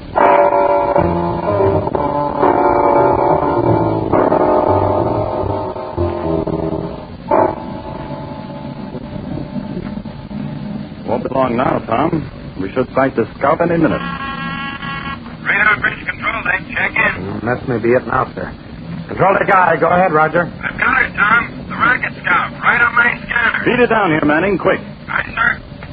There she is. You've got her. That's the Comet Watch ship, all right. Well, there doesn't seem to be anything wrong with her, sir. She's not trailing any vapor. See if you can establish audio contact. Right, sir. Rocket Cruiser Polaris to Comet Watch. Rocket Cruiser Polaris to Comet Watch. Come in regular. Well, it's no use, sir. There's no answer. I'm not at all surprised, Tom. Take a look at her. You can see her through the viewport now. Tell me, how does she strike you? From where I sit, sir, that rocket scout reminds me of a ghost ship drifting in space.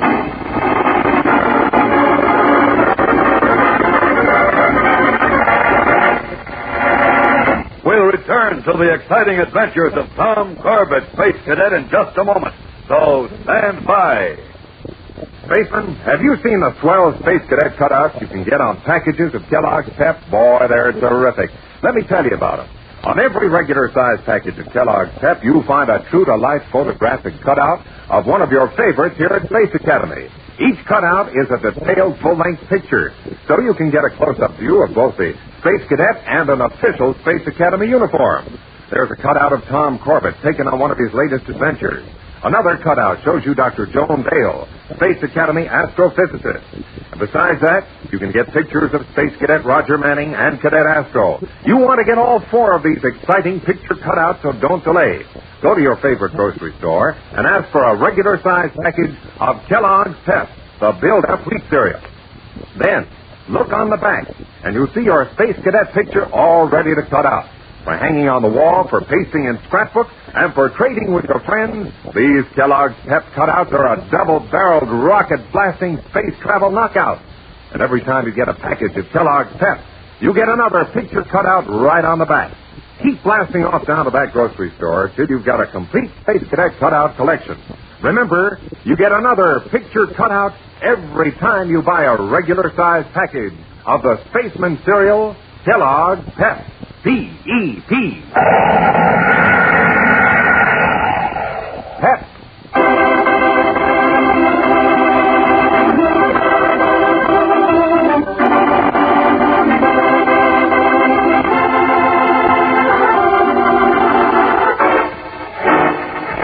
Investigating the strange silence of Captain Powers, the Solar Guard officer on Comet Watch Patrol, Captain Strong and the Space Cadets find the small rocket scout drifting in space like a weird ghost ship. Launching a jet boat, Tom and Captain Strong cross over to the scout and board her. Keep your helmet on, Corbett. Wait till the air pressure in the lock is equal to the pressure in the ship. Of course, sir. Looks like the mechanical equipment of the ship is in good working order. She's cycling all right.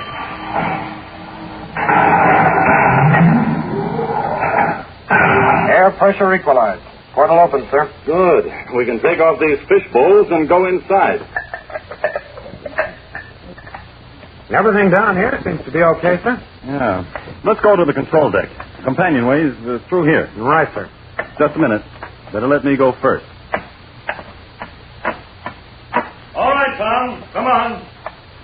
No one here on the control deck. Looks to me like the ship is deserted. I don't think there's been anyone here in days. It just doesn't make any sense. You stay here. I'll go topside. Maybe... Wait a minute. What's that? The hatch. It's opening. That's the hatch. It leads right into the sleeping quarters. Get ready, Corbett. This may mean trouble. All set.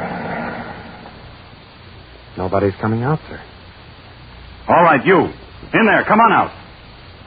Come out or we'll blast you. Captain Strong, it's only a kid. Jupiter.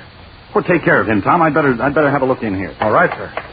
Oh, how in blazes did you get here, Sonny? My father brought me. Your father? Say, is Captain Powers your father? Yes, sir.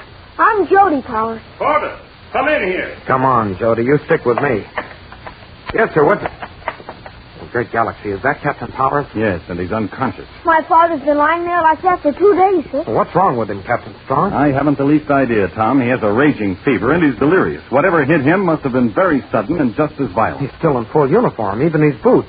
Looks like he just collapsed. Sir, is my father going to die? He's very sick, son. We'll do all we can to help him. But can you be a real spaceman now and help us? I don't know, sir. I'll try. Well, tell me, when did your father get sick? 2 days ago. I woke up and found him lying on his bunk. I tried to wake him up, but I couldn't. Was he all right when you went to bed? Yes, he was fine. He was watching something through the viewport. He was very excited. It must have been that sparkling asteroid that he reported, sir. Did your father always take you along on these trips? It is against regulations, you know. Oh, no, sir, not always. This is the first time. Dad told my Aunt Julia that he wanted me with him this time. He said it wouldn't be so lonely out here if I came along. I see. Well, Tom, whatever caused this, one thing is certain. We've got to get Captain Powers to a hospital and get him there quickly. You take Jody over to the Polaris in the jet boat. I'll rocket back to Earth with Captain Powers in the Scout. Alone, sir? Yes, Tom. And until a ship can be sent out to relieve you, the Polaris will have to stay on Comet Watch.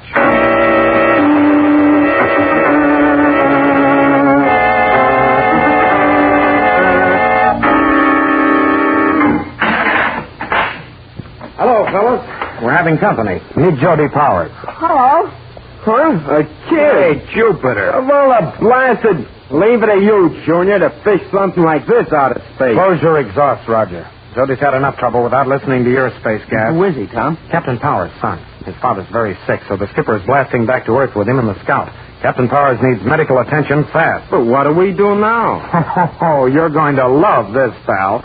The Polaris is staying here on Comet Watch until relieved. What? And we're taking care of Jody, too. Well, 3 cheers for the crew of the Polaris. Not only are we stuck with Comet Watch, but the big space heroes have suddenly become babysitters.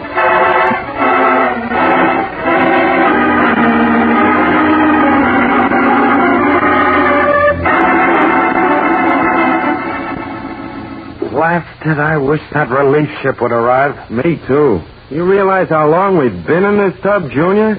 Seeing nothing but these gray walls inside and black empty space outside. Well, what do you want us to do? Arrange a pretty landscape out there for you? And that kid, Jody. What about him? He's getting in my hair. Why does he always have to tag after me? He's just lonesome, and he happens to like you. Why? I'll never know. Well, do us both a favor and keep him out of my hair. He's getting to be a pet.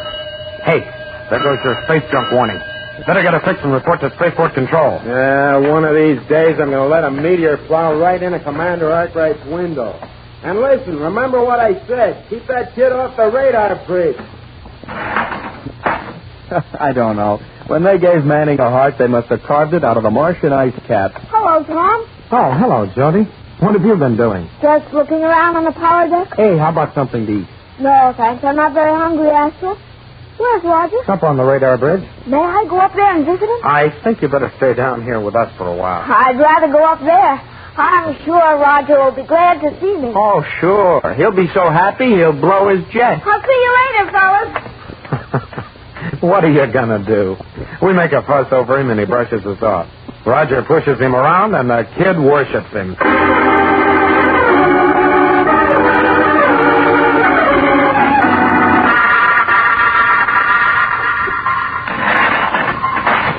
Meteor Meteor sighted on orbit, cutting Space Cave 3. That is all. End transmission. Hello, Roger. You here again? I thought I told you to stop following me. I know. But if I just sit here real quiet, can't I watch you work the radar scanners? That's not fake, kid. You know, I'll bet you're the best astrogator in the whole academy. Well, look, I wouldn't say that. Captain Strong's pretty good, too. I pulled this crew out of plenty tight squeezes. Yeah, lucky to have you on their crew, Roger. You're a real spaceman. Yeah. Hey, what am I gassing with you for? I got work to do. Come on, I'm taking you down to the control deck, and this time you stay there. Go blow your jet. And don't let me catch you. Huh? Stab your tubes, Manny. Why, you little... Hey, you've got spirit. You know, you're not such a bad kid at that. I think I'm beginning to like you. You are? Yeah, I guess you and me can do business together. But not right now. It's way past your sack time. Oh, Roger. You heard me, Junior, and a good space cadet always obeys orders. A space cadet? Me? Well, Space Cadet JG. Now, come on, let's blast. I'll take you below. Say, isn't that your space junk warning? Yeah, it's probably just another pebble. Forget it. What, shouldn't you report it? I can do that later. Now, cut the stalling. You're going to sack in this minute. Come on.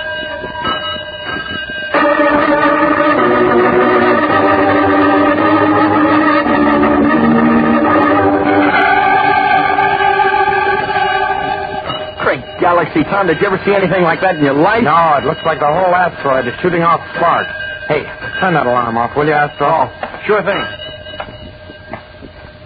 You think we better check Roger? Make sure he's reporting it back to Spaceport Control? No, whatever you say about that joker, at least he's always on the ball. I wouldn't bet my life on it. Hey, Astro, I just remembered something. Huh? What? Captain Strong told us that in the last audio contact he had with Captain Powers, Powers reported seeing a strange asteroid. An asteroid that shot off sparks. Hey, that's right. You think there's a connection? Well, I can't be sure. But this better be reported to the skipper, too. Okay, I'll tell Roger to start... You tell me to what? Roger, what in blazes were you doing below? Putting Jody to bed. And no wisecracks, Astro. That kid's okay. Then you haven't reported that meteor. What meteor? Look out there, bubblehead. See it? It's drifting away from us now. Yeah, what's so important about that? Are you space happy? That's the same meteor Captain Powers saw when he made his last report. The one that looks like it's on fire. Oh, so what? There's plenty of time to report it. How? You didn't even get a fix on her. Now you can't project her orbit. It's too late. Stop using your tubes. It isn't that important. 9 out of 10 of the meteors we report don't go anywhere near the space lane.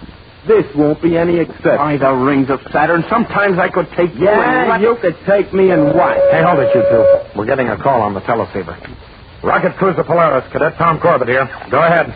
Corbett, this is Captain Strong. Oh, yes, sir. How's Captain Powers? Did you get him back in time? He was still alive when I landed, but that's about all. The medicals are doing their best for him now. You'd better not tell Jody anything until we're sure, one way or the other. Of course, sir. Tom, don't forget to tell him about that meteor. Now listen, Corbett. The main reason I called you is about that meteor. Yes, sir. I was just going to... If you see it, I want you to stay clear of it. What? We're not sure, but we think it caused Captain Powers strange illness and the deaths of 3 other Solar Guard officers in the past 15 years. So he ought to return to Space Academy immediately. What about our release, sir? Covered Watch Patrol in Sector 7 is to be temporarily abandoned. We're not taking any chances. You understand your orders? Yes, sir, but... That's all. In transmission. Fellas, did you hear that? Yeah, every word. And our pal Roger here let that blasted meteor go by without charting its orbit. Heaven help any ship that gets near it.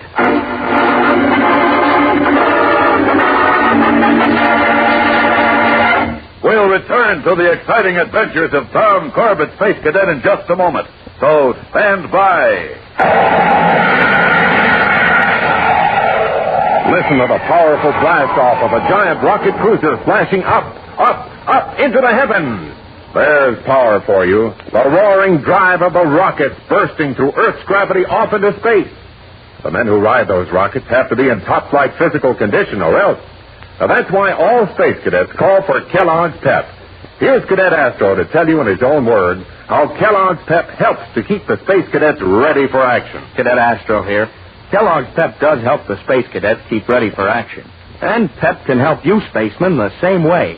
Now, all spacemen need vitamins and energy food values to keep up steam for a busy day.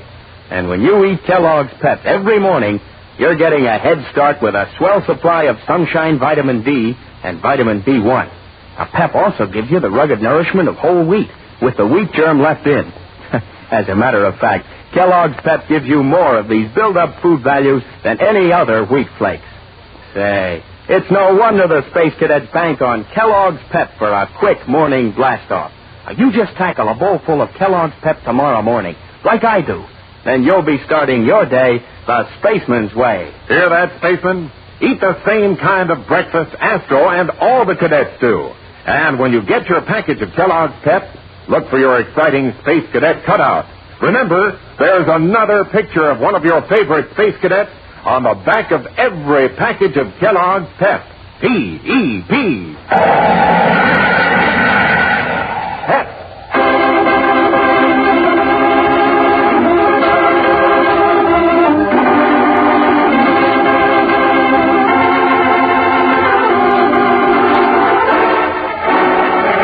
Learning that Roger's neglect of duty has endangered the space lanes of the Solar Alliance, the crew of the Polaris rockets after the strange and deadly sparkling asteroid to warn all space traffic away. Now, after hours of tension, the boys slowly begin to relax, feeling their job has been done. Control deck to radar bridge. Check in. Radar bridge, aye. Picking up any other ships on your scanners, Roger? No, none for the last hour. How about the Meteor? Still have it. Hold present speed and distance. I'm keeping us far away from it. You've plotted the orbit and reported it to Spaceport Control, haven't you? Yeah, no. I guess they've warned all space traffic by now. No, and I guess we can head back to the Academy. But the skipper will sure chew us out for being late. What are you going to tell him? Oh, think of something, I guess. Let's worry about that when we land. Thanks, Tom. Forget it. Give me a new heading now. Right. Hey, what's going on down there? What do you mean? We're closing in on that Meteor fast. Oh, that's impossible. We haven't changed speed or course. It's a cinch the Meteor hasn't. Better check Astro, quick. Remember what the skipper said about getting too close to that thing? Stand by.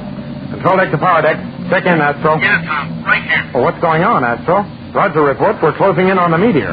You giving me more power? Yeah, but I can't help it. The master speed control is jammed. How did that happen? That cute little passenger of ours, Jody, he was fooling around down here. Loosened one of the brackets and the control lever slipped out of gear. Well, can't you fix it? I'm working on it right now, but it'll take me at least 10 minutes. Roger, you hear that? That's too long, Astro. We'll be on top of the Meteor in 3 at this rate. Well, cut your rockets, Astro, all of them. That won't do any good. Our momentum will carry us along at the same speed. And we can't turn fast enough with just steering vanes. Better make up your mind fast, Tom. Those sparks are getting big. Well, there's only one chance. Astro, set steering vanes hard over to port. Hard over, right. Now, stand by forward braking rockets.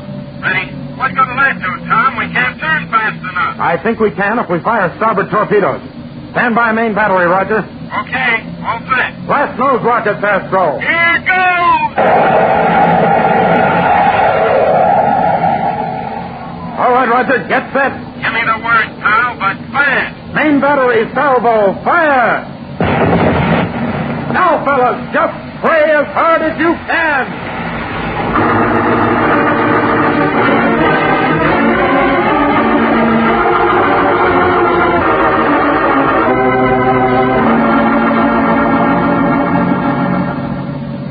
Control deck to radar bridge. Give me a report, Roger. We're clear, Tom. The Meteor's almost off my scanner. Wow. Don't want to do that again.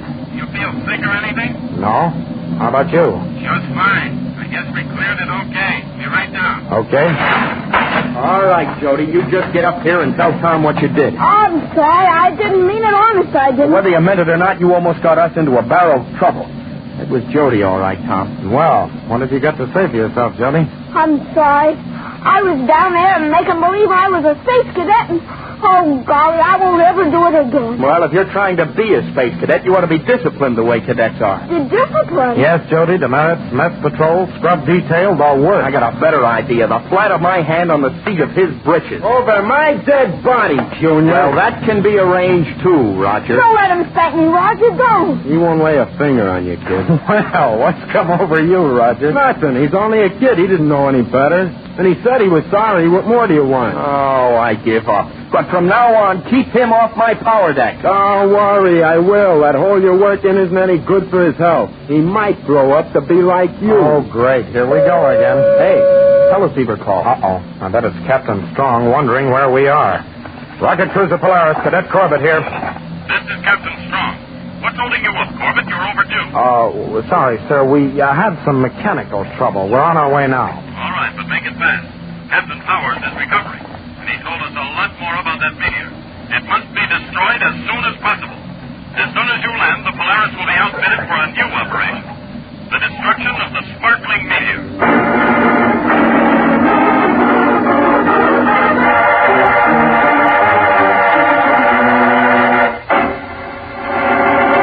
Don't miss the next action-packed adventure with Tom Corbett, Space Cadet, on Thursday, when the crew of the Polaris rockets toward a deadly trap in Part 2 of The Mystery of the Sparkling Meteor.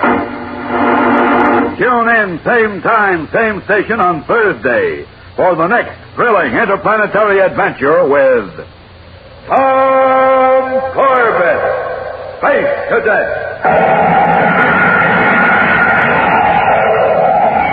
Brought to you by Kellogg's Pep, the build-up wheat cereal.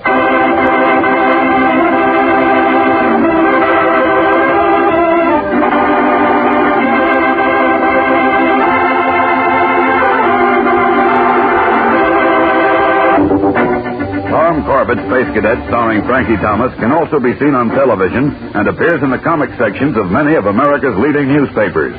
Look for it daily and in weekend editions. Featured in today's cast are Jan Merlin, Al Markham, Edward Bryce, and Sarah Fussell. Today's program was written by Jack Weinstock and Willie Gilbert, directed by Drex Hines. Jackson Beck speaking. Kellogg's Raisin Bran has a secret. Kellogg's Raisin Bran has a secret. And what a secret! In Kellogg's Raisin Bran, the tasty raisins are dipped in honeycomb. That means plumper, more tender raisins, along with delicious Golden Crisp bran flakes. Both fruit and cereal all in one box. And no other raisin brand but Kellogg's gives you the tender goodness of raisins dipped in honeycomb. That's Kellogg's secret.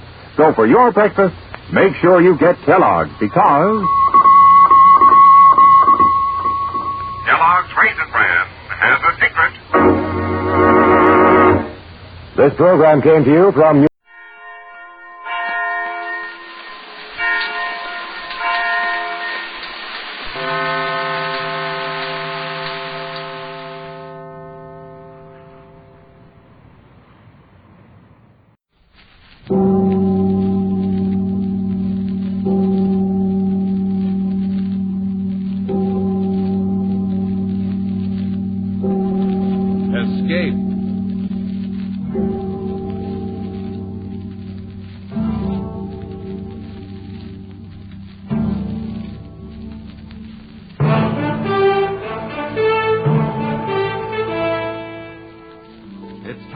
escape into the world of adventure. Time to forget for the next half hour the four walls of today and escape beyond the horizons of the mind to yesterday and tomorrow. CBS and its affiliated stations present Escape.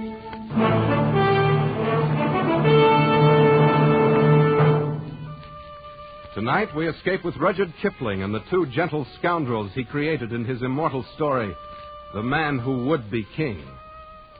The time, sometime before yesterday. The place, the north of India. The man who tells the story, Rudyard Kipling. One Saturday night, it was my unpleasant duty to put the paper to bed alone. It was a pitchy black night, as stifling as night can be in India in June.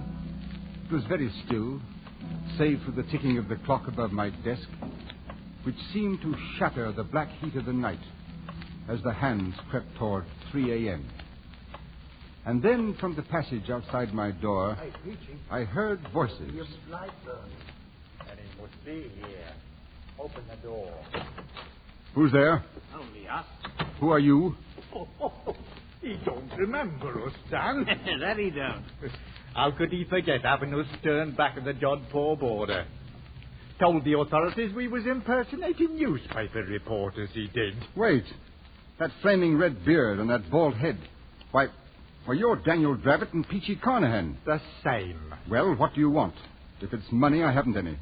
If it's a fight, it's simply too beastly hot. You can rest yourself easy, sir, because we've come asking for naught except some information. We've been all over this country, and we've concluded that India isn't big enough for such as Daniel and me. So we're going away to be kings. Kings in our own divine right. What? Aye, we shall be kings. We've signed a solemn contract, each to help the other, and neither of us will take a look at liquor or women until we become kings. Why, I've never heard of such a fantastic idea. But what is it you want of me? Naught but to look at such maps of Kafiristan as you might have about. Maps of Kafiristan? That's where we've decided to go. But don't you realize that not one single Englishman has ever gone into the Kafiristan mountains and lived to come out again? If you're really mad enough to go there, you're a good deal more likely to become dead men than kings. We shall see. Anyway, I don't believe you have the slightest intention of traveling a mile outside of Delhi. Then you should come down to the Serai marketplace in the morning, down where the caravans leave for the north. Yes, come down to the Serai in the morning and see then if we be liars.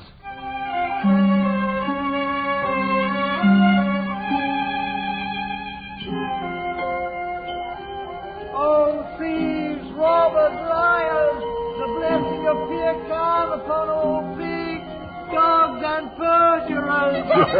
Who will take the You should not laugh at him, Sahib. The witless are under the protection of Allah. Quite so, boy. Who is the fellow anyway? A mad priest, Sahib, who has arrived only this morning from Ajmer. Ah, yes, Sahib. Come to look at my camels, loaded with toys to please the eye of an Amir. Oh, here now. Go about your business. I haven't any use for toys. These are wondrous toys indeed, Sahib. Fit for a king of Kafiristan. What? Good Lord.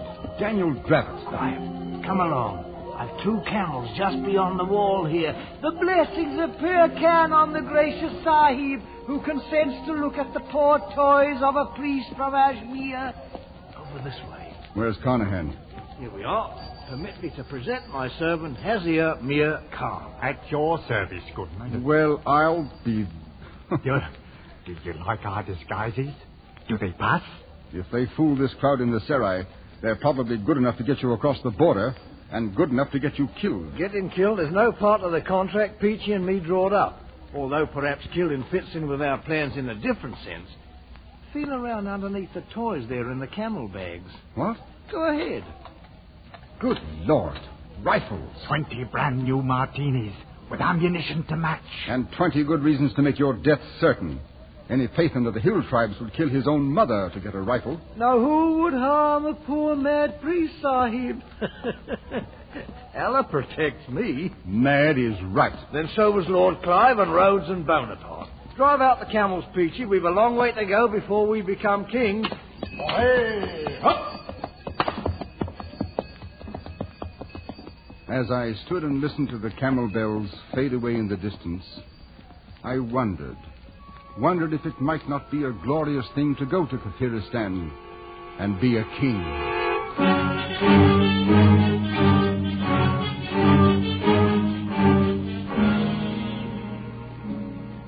3 years pass in India much as they pass in any other land. It grows hot, then the rains come, and then the heat again. Some colonel at a hill station puts down an uprising. A new viceroy comes out from London, and the paper duly records the death of a sultan in Rajputana, and the trees in the courtyard grow a few feet taller. Finally, time in its circle turned up another night, much like the one 3 years before. Once again I sat alone in the office, listening to the clock and waiting for some unimportant item to come over the wire from Europe. It was long after midnight when my office door slowly opened. I say, look here, you might knock first, you know. No. Good Lord, man. What's wrong? You don't know who I am, do you? No, I haven't the faintest idea. But here, you'd better sit down, old fellow. You're in a bad way. Yes. Thank you. It's a whole year I've been walking.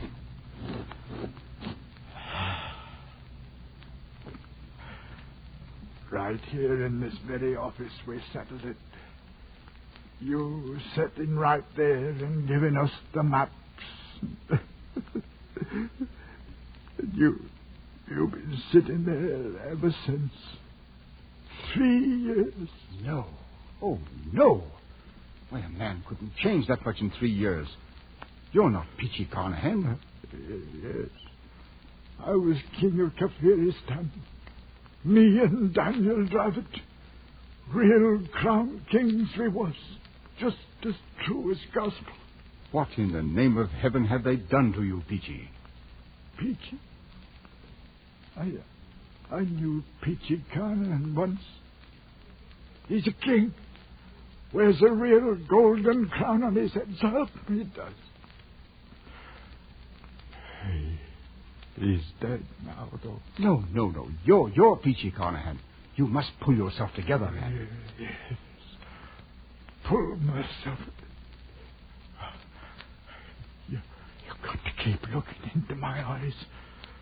Then maybe everything will go to pieces. All right. Now, tell me what happened, Peachy. We left the caravan at Jagdala. We struck off into the hills alone. Go on. Weeks it was we travelled, Daniel and me. First there wasn't no roads, and after a while, no food. But there was always the drums. Sometimes they was close, and sometimes farther off. But most of the time we could hear them somewhere. Way up! Move along there. Here now. It's no place to be stopping. Up with you. I'm fearing it's no use, Daniel. What's got into them? The poor beasts are done in and starved, same as ourselves. They'll go no further. Then we'll go on without them. I've not come this far to die on the side of a mountain. Wait. Look, Daniel. Over the edge of the rocks. What? Oh, men they are. There'll be a score or more of them. One goes ahead of the rest. And naught but bows and arrows. Break out a pair of the rifles, Peachy. Right you are, Daniel. It's now that we start to become kings. Here, and some cartridges, too. Easy now, Peachy. I'll drop the straggler at the rear first, and then we'll lay a few at their feet. Now arm to the one in front. We may need him. Now. Got him by the old neck. Lay on, Peachy. Hold it, Daniel. Look at them. Aye, flat on their blooming faces. The leader is come out alone. Well and good, and we'll go part way to meet him, Peachy. But keep your rifle by. Look at him, Daniel. He be as fair as us, with yellow hair. So he does. Part of the lost tribes, these people are. He stopped. Are you awake, your command? O ye who speak in the voice of thunder? Oh, the Lord Harry. Peachy, we're in luck. It's the old Afghan tongue he speaks. Speak up! Who are you, and whence do you come? I am High Priest, and the chief of the village of Bashkai. A journey of only a few heartbeats. This Bashkai, how many people? They are numbered in the thousands. There are more villages in the hills? More than a man has fingers and toes. Hear that, Peachy? Here's our kingdom made to order. And you're going to take us to Bashkai. Do you understand? I understand the voice of thunder that you speak. Oh, he's a smooth one, Peachy. He knows a thing or two. What's your name? Mazur Khan Jagdalur. That's too long. What shall we call him, Peachy? He has a look about him of an old soldiering friend of ours. Billy Fish. So he does. We bestow a new name on you. From now on, you will be Billy Fish. As you command, I obey. All right. Put this on your drums. Tell them 2 kings have come out from the mountaintops. 2 kings that speak in words of thunder so the earth trembles. Tell them 2 kings have come to Kafiristan.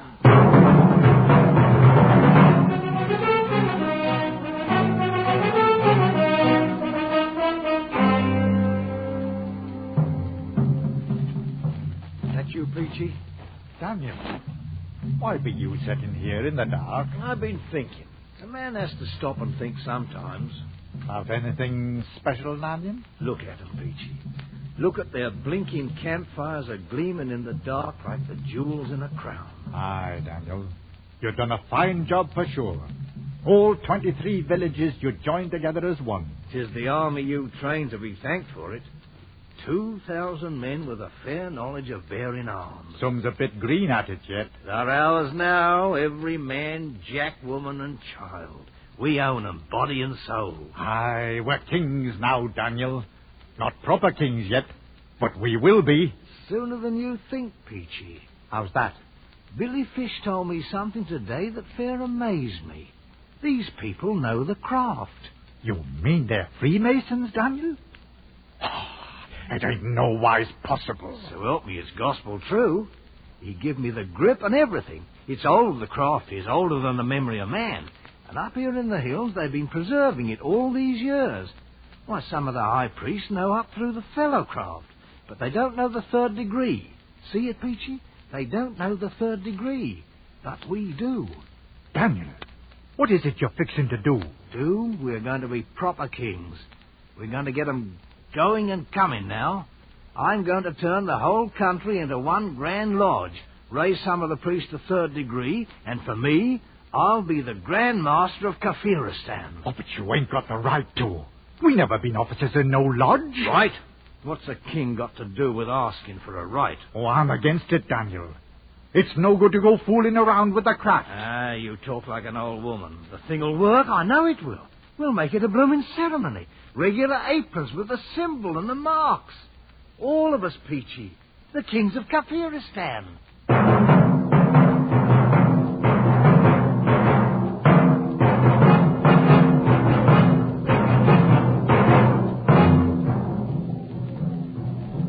Everything is prepared, Master.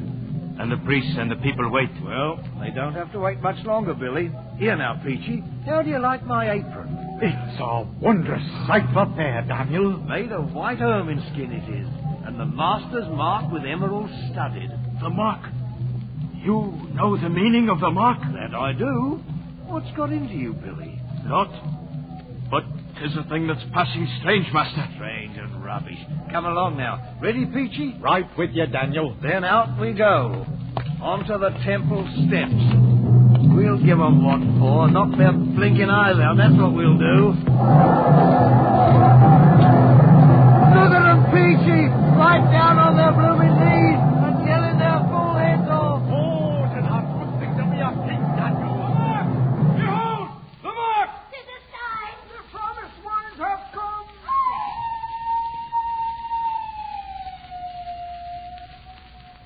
Here now. What's wrong with the priest, Billy? It looks like trouble, Daniel. No. Stand where you are, Master. They recognize the mark. That great stone in the floor.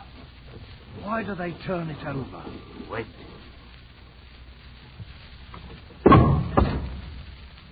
It's the same! He bears the mark. The promised ones have come. Speak up, Billy Fish. What's the meaning of it? See for yourself. Look. Daniel. Carved on the back of the stone. It is the master's mark, all right. And the same as the sign you wear. Only a few of the priests have known of the hidden mark on the stone. What does it mean? The many who have doubted you were a god doubt no longer. And you, Billy? What do you think? I, Master? I think that now it is the time for these.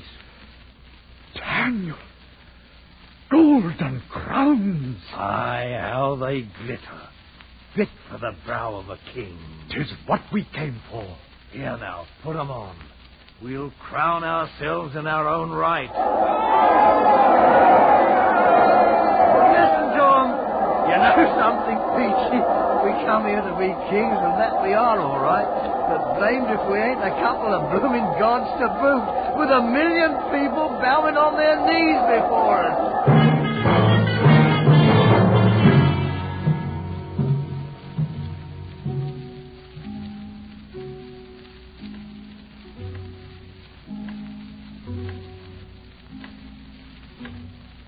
Well enough, Peachy.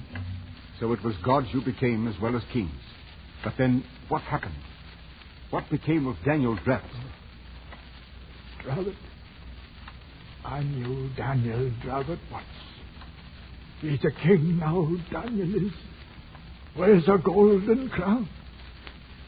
Carnahan was with him. Peachy, try to pull yourself together. I'll try. Now, you became kings, you and Daniel. Kings of all Kafiristan. He was a fine figure, Daniel was, with his red head wearing that golden crown. Kept himself aloof from the people, so to speak. And when he walked up all the temple, the fair crawled on their stomachs to worship him. But what happened, man? Happened? Well, I figure mostly it was winter coming on. The winds were starting up, and the clouds was blowing down from the north. Oh, it could blow beastly cold, that winter wind.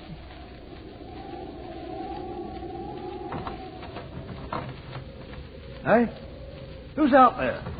That you, Billy? Confound it anyway. Here now. What's this? I brought you food, Master. Stew of the wild sheep with curry and rice.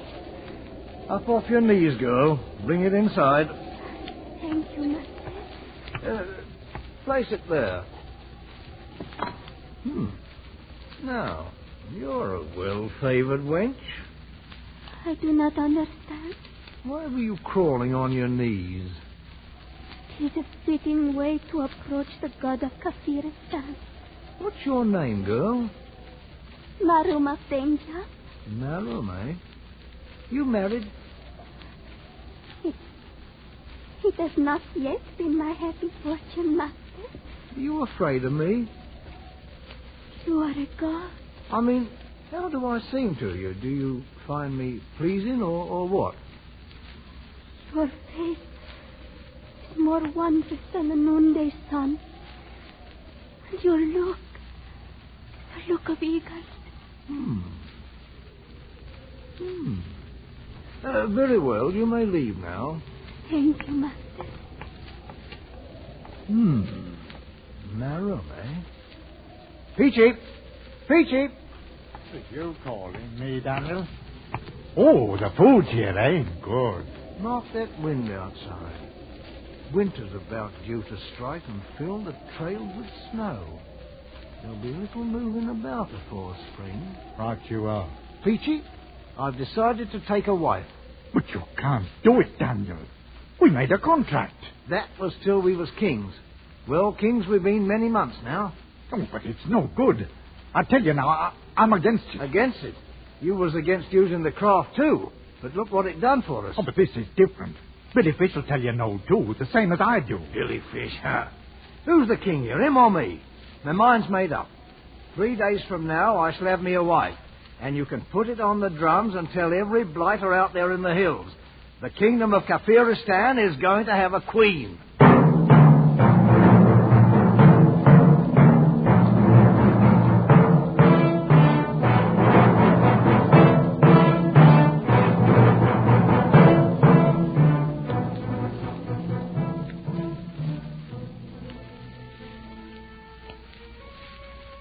What's keeping her, Peachy? They should have brought her in here half an hour ago. I don't know, Daniel. How about you, Billy Fish? You put 'em up to stalling off deliberate like? Certain preparations must be made, Master. She's across the court with some of the priests. Maybe they're trying to hearten her up a bit, Daniel. She thinks she's going to die, you know. Die, indeed. Why, I know this. Master, it is against the laws of heaven for a woman to marry a god. I'm not a god. I'm a man. You know that by now, Billy. No, and I should not want to think so, Master. But either way, this can mean only trouble. I beg you to reconsider. And I beg you to shut up, Billy. I'm through waiting. I'm going over there. Master, please. We've got to go with him, Billy. And I'm thinking it's going to mean trouble. How many men can you depend on? No more than 20 with rifles. Most of my men are in Bashkai. Then what shall we do? We shall have to make a run for it, I fear. We might be safe in Bashkai. Come on now, you knockling fools. Bring out the girl. Well, now, Better. Here, girl, this is no way for a bride to behave. A smile now, and give us a kiss. Oh! The wench has bitten the leg. Bloodbuster, don't let them see the blood. See the blood! It's not a god or a devil, but only a man! Here, Blasted, what is this, Ross? It's too late. Mark Daniel, they're coming with knives. They can't do this. I'm the king. You've got to run for it, Master. Oh, come on, Daniel, come on.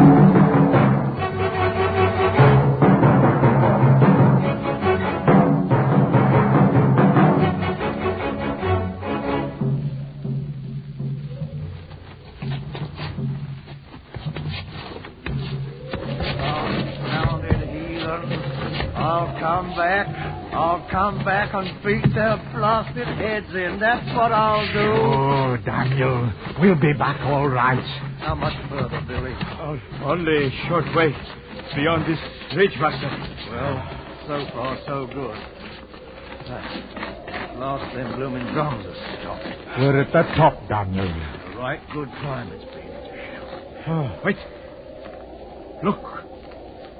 It seems the drums have come before us, Master. Cut off. No less than 1,000 of them standing there quiet like, with them wicked long knives in their hands. There'll be no getting past them, Daniel. No. We are done for. Go back, Billy Fish, and take your men away with you. Go with him, Peachy. It's me they want. I did it. Me, the king. No, Dan. I'm sticking with you.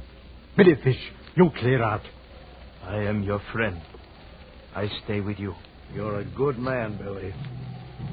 Maybe coming now, Daniel. Peachy. Forget it, Daniel. I forgive you freely and fully. Then let them come. There'll be one thing they can't change, Peachy. We've been kings. Kings in our own right. Kings of all Kafiristan.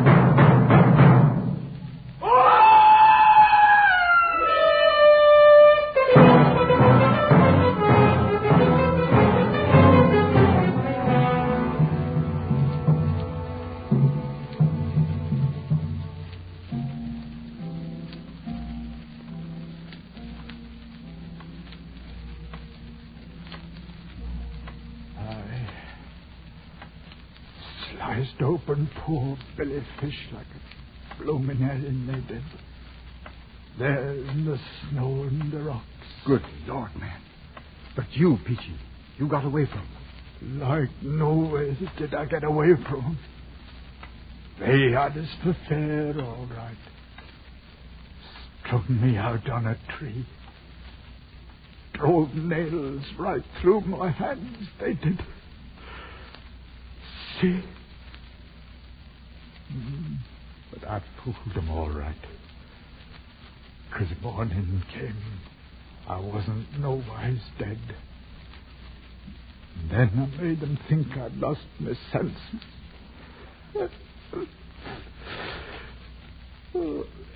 was afraid to harm me because I was protected by Allah. They cut me down then, and after a while, they let me go. You poor devil. But what of Dravit? What happened to Daniel? Daniel's the king. He wears the golden crown. But now, what happened to him? He's never left me. All them long months walking on the road back, he kept me safe. The mountains, they danced at night. But Daniel held up his hand, and Peachy came along, bent double. I never let go of Daniel's hand, nor Daniel's head that they gave me in the temple as a present. It's with me now, here, in this bundle. You knew old Daniels, him that was a monarch once. Look at him now.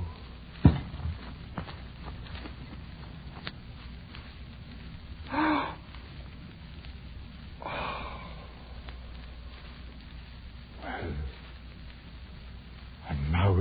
seen that we was really kings. I'll be on my way. You'll pardon me, sir?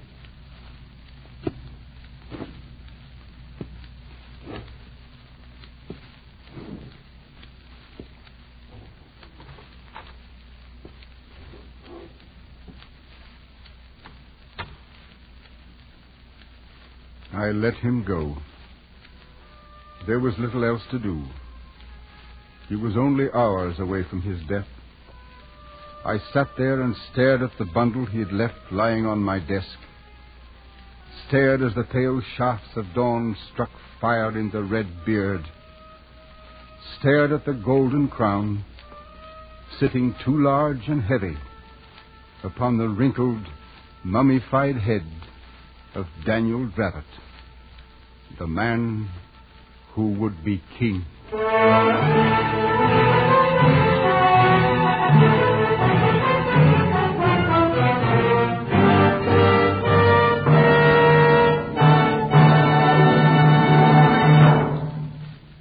Escape is produced and directed by William N. Robeson.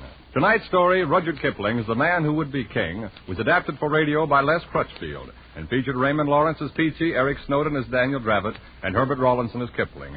Musical effects were created and conducted by Cy Feuer.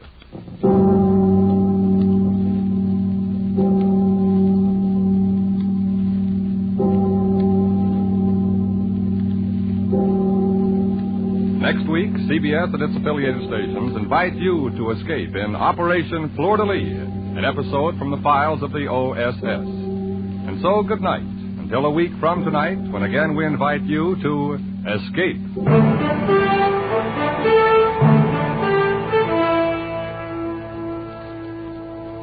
This is CBS, the Columbia Broadcasting System.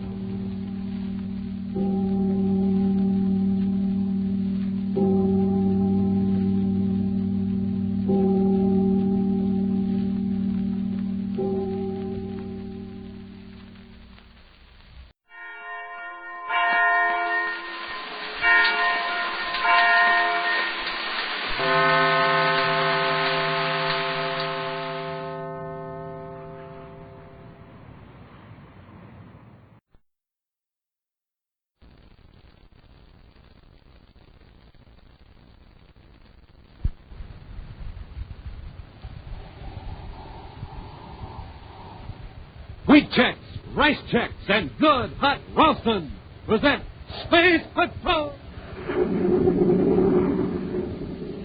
High adventure in the wild, vast reaches of space. Visions of daring in the name of interplanetary justice. Travel into the future with Buzz Corey, Commander-in-Chief of the Space Patrol! In today's transcribed Space Patrol adventure, Buzz and Happy are in a private space cruiser heading toward Jupiter when suddenly... It's a cosmic torpedo right off our port side. Who could be firing at us? I don't know, but he's within range. The next blast will get us sure. You hit us that time, sir. The power's gone. That's not all, Hap. The hull's punctured. We're losing all our air. We'll return in just a moment with today's exciting Space Patrol adventure, Treachery in Outer Space.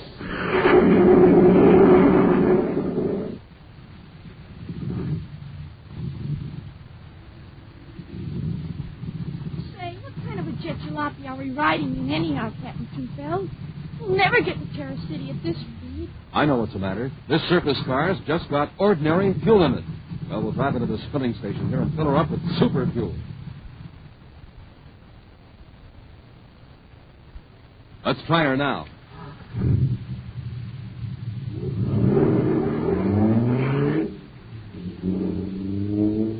Wow, this jet car is supercharged now. Sure thing. There's super fuel in it. And, gang, there's a little lesson in this for you. Ordinary fuel for breakfast, you're just a putt-putt. Super fuel for breakfast, you're supercharged.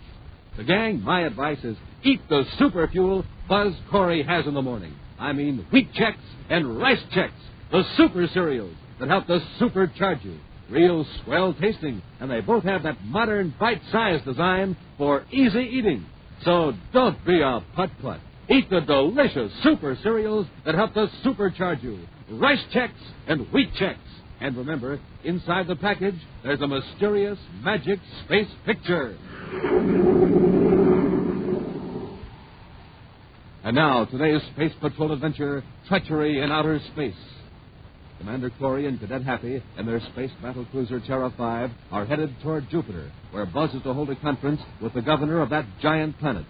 But they've just received a message concerning a wanted bandit ship reported in the area, and Buzz has changed vector to head toward Jupiter's third moon. There's no sign of another ship in the viewscope, Commander. Maybe the pilot of that Saturn patrol ship was mistaken. The ship he was chasing may have already landed on Jupiter's third moon. Then it's going to take us a long time to locate it, sir. Number 3 isn't a very big moon, but it's still got a lot of surface. More area than we have time to search right now, even for 1 million credits worth of amplitron. But, sir, if we're not going to search for this ship, why are we going to the third moon? I'm going to pay a visit to the Gold Star Express spaceport. It's the one spaceport on number 3 moon where they don't ask many questions. You didn't say it was a small cargo job? But that's all. There are dozens of small cargo ships shuttling between Jupiter's 12 moons, and the Saturn's moons, for that matter. The Gold Star Express operates 3 or 4. Not a very big outfit. No, but we get a lot of revenue by repairing ships owned by even smaller operators. A working ship isn't always a very high standard, you remember. Yeah, that's what Gold Star got in trouble about last year. Of course, Rex Scranner may have learned his lesson. We'll have a talk with him, and then we'll blast off for Jupiter City.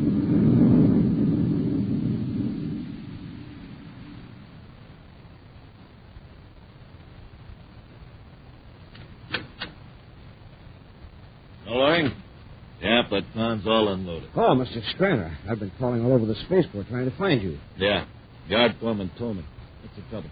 Slate Rackman is out to get you. I'm not surprised after that neat double-cross my boys just pulled on him.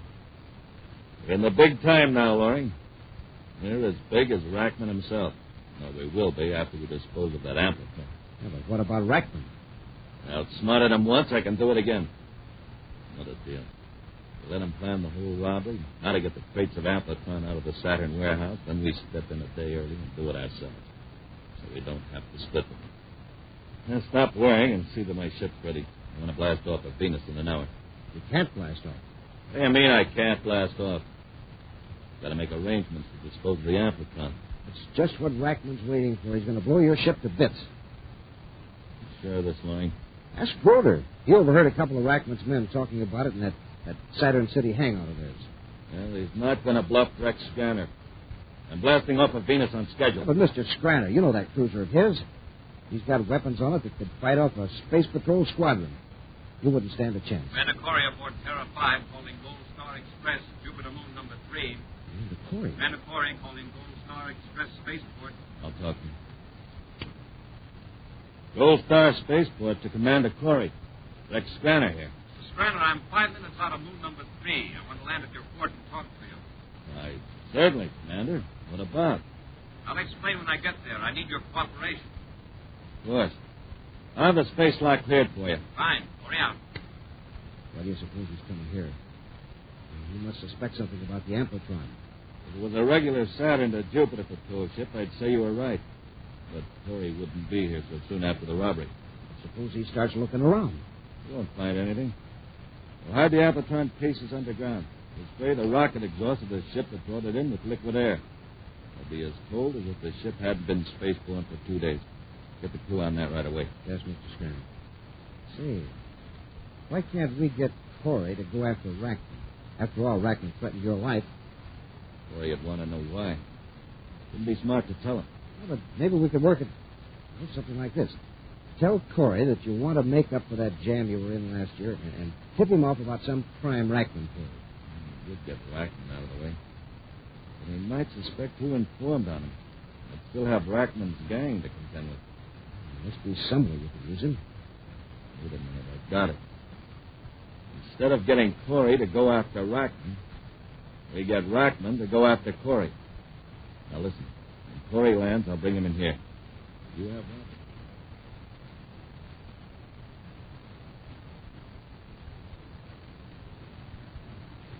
I'm Sorry, Commander. Your ship's the only one to come into our Gold Star spaceport in the last 16 hours.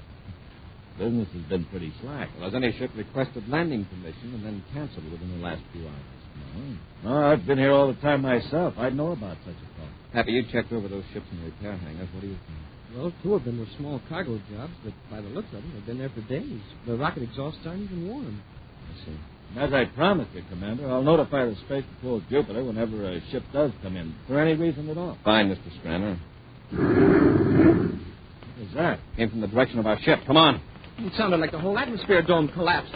Hey, smoke and rockets, Commander. Look, somebody backed a truck into our ship. Worse than that. He rammed a metal beam right through the hull. That clumsy ox. I'm going out there and tell him.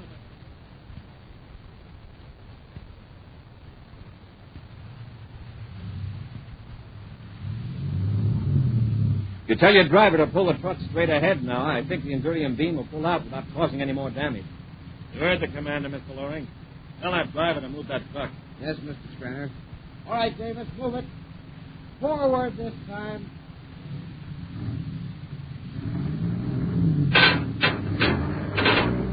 That's clear. Well, the next thing is to get it repaired. Commander, I hold myself personally responsible for this inexcusable accident. My company will repair the damage. All right, Mr. Stranner. But let's wait till Happy comes out of the ship. Maybe we don't have the men and equipment. Some delicate wiring is affected. Who couldn't have backed his truck into that old cargo hub? No. He's got to pick the flagship of the Commander-in-Chief of the Space Patrol. That could have been worse. The driver didn't do it intentionally. Very gracious about it, Commander. And since you insist, I won't fire them. Doesn't look so good, Commander. I mean, as far as a quick blast-off's concerned. What's the damage? Well, outer and inner hulls are pierced, the power cable broken, emergency air supply conduit snapped in two. Nothing really difficult to repair, but well, it'll take some time. 3 hours, anyway. Now, my men will get on it right away. I'll have them drop everything else. 3 hours. That'll make me late for my appointment at Jupiter City. Well, we could space it in for a patrol ship to come and get us. Why don't you take my private cruiser over there? It's quite fast. I'm sure you'd have no trouble operating it. Won't you be needing your ship? No, not until tomorrow. By then, your ship will be ready. Well, if you're sure it's not an inconvenience, I'll take you up on it. Excellent. That makes me feel a lot better. And if you don't mind, we'll blast off right away. The ship's all ready. Good. Pat, let's get some of our gear out of Terra 5. Right. It worked, Mr. Stranner. Now, Loring, let's see if Rackman will carry out his threat to blast my ship to bits. Don't worry, Chief.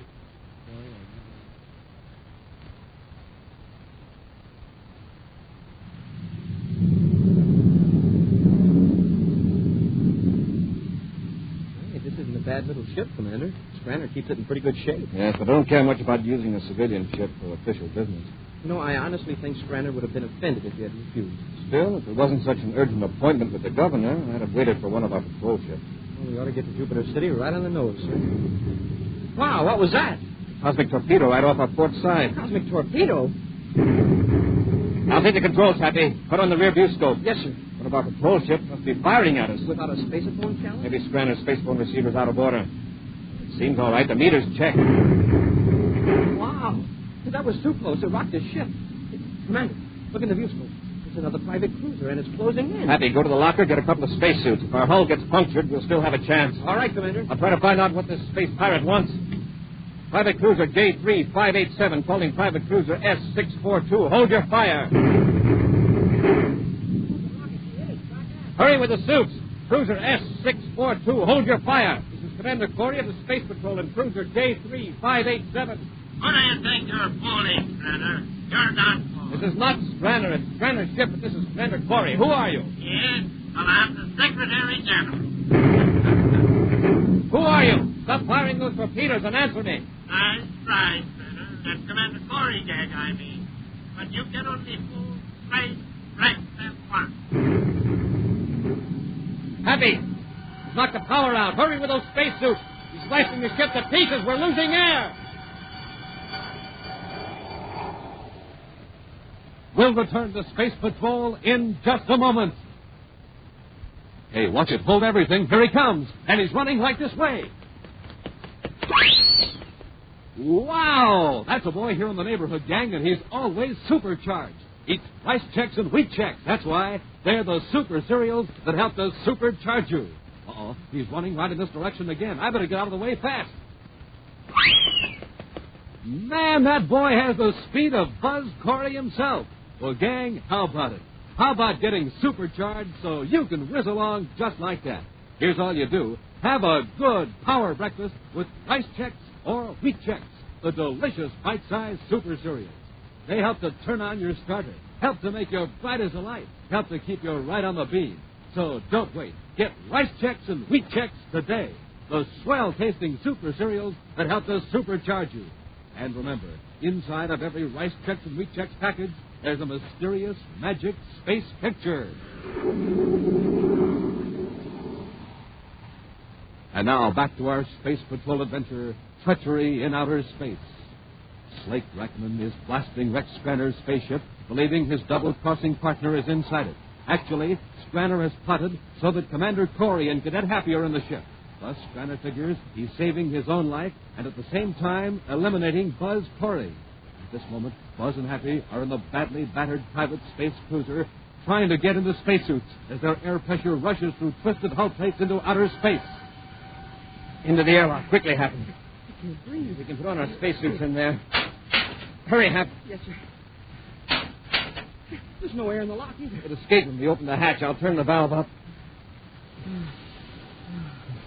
Oh, that's better. Get your suit on quickly, Happy. We're going to jump out of the ship, too? Not if that cruiser stops firing at us. What did he say his name was, sir? Rackman. He's after Stranner. Isn't he ever going to stop? He's going to be sure no one's left alive in this ship. I've got my suit on, sir. I'm ready to leave the airlock any time you want. Close your helmet faceplate and we'll go back into the control section. Ready, Commander. With the inner hatch. Wow, what a mess. Which stayed in the control section could have been finished for sure. Rackman sent a torpedo right through here. Where is he now? The viewscope's erect. Look through the nose port. See that streak of flame? He's leaving us. Because he figures he's finished Stranner. Commander, it's sure lucky you thought of these spacesuits to get hit with that big hole in the ship. Could be finished by now. We'll call Jupiter Space Patrol and have them send the ship after us. But the space phone is knocked out. Use the ones in our suits and hope they'll reach Jupiter. Just hope Rackman doesn't come back. Say, why do you suppose he's so anxious to do away with Stranner? That's just what I've been wondering, Happy. First we've got to find out who Rackman is. Then we may have it. Stranner's sure lucky he wasn't aboard. I'll bet he wouldn't have thought of the spacesuits until it was too late. For the time being, we'll keep this little incident a secret within the Space Patrol. We won't release any public reports. Let this Rackman assume he got rid of Stranner, then we'll watch for his next move. I see what you mean, sir. If he found out it actually was you and Stranner's ship, he'd go into hiding, but quick. Our next move is to reach Jupiter. Emergency call to Space Patrol Jupiter. Commander Corey and damaged private cruiser off number 3. Over.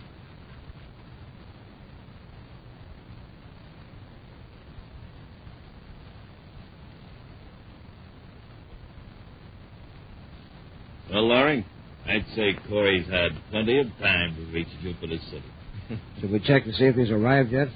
Just to be sure? Yeah. We'll notify Jupiter City Space Patrol that the commander's ship has been repaired, that it can be picked up any time it's convenient. That'll show the Space Patrol that we're very cooperative. Then maybe they'll let us know if something happened to Corey. What do you mean, if? What chance would Corey have in your ship against Rackman's armored job? Right.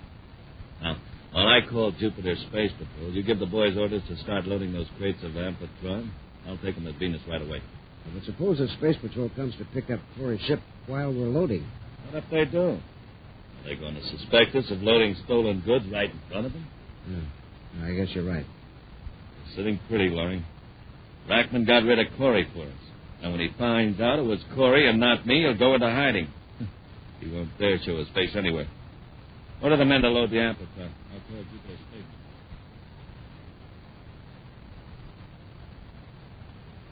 Space Patrol Jupiter calling Commander Corey. Space Patrol Jupiter calling Commander Corey. Corey here, go ahead. 2 ships are on the way to the location you've given us, Commander. A patrol ship to bring you and the Cadet to Jupiter City, and a space tug to get the damaged ship out of the space lanes. Good. Be sure to inform all personnel not to reveal information as to who was in this ship. Yes, sir. Oh, Commander, we've heard from Gold Star Express Spaceport on number 3. Yes? Mr. Stranner says the Terra 5 has been repaired and that they're waiting further instructions. Send Stranner this message. You will be informed when Space Patrol personnel will arrive to remove Terra 5. Your cooperation appreciated. I have it, sir. Do I put your signature on it, sir? No, keep my name out of it. Your commanding officer will sign it. I'll take it to Colonel Harris immediately, Commander. Thank you. Hurry out. Then you going to let somebody else bring our ship back to Jupiter City, Commander? No. You and I'll go back to number 3 when we finish our business on Jupiter. For the time being, I don't want anyone outside of the space.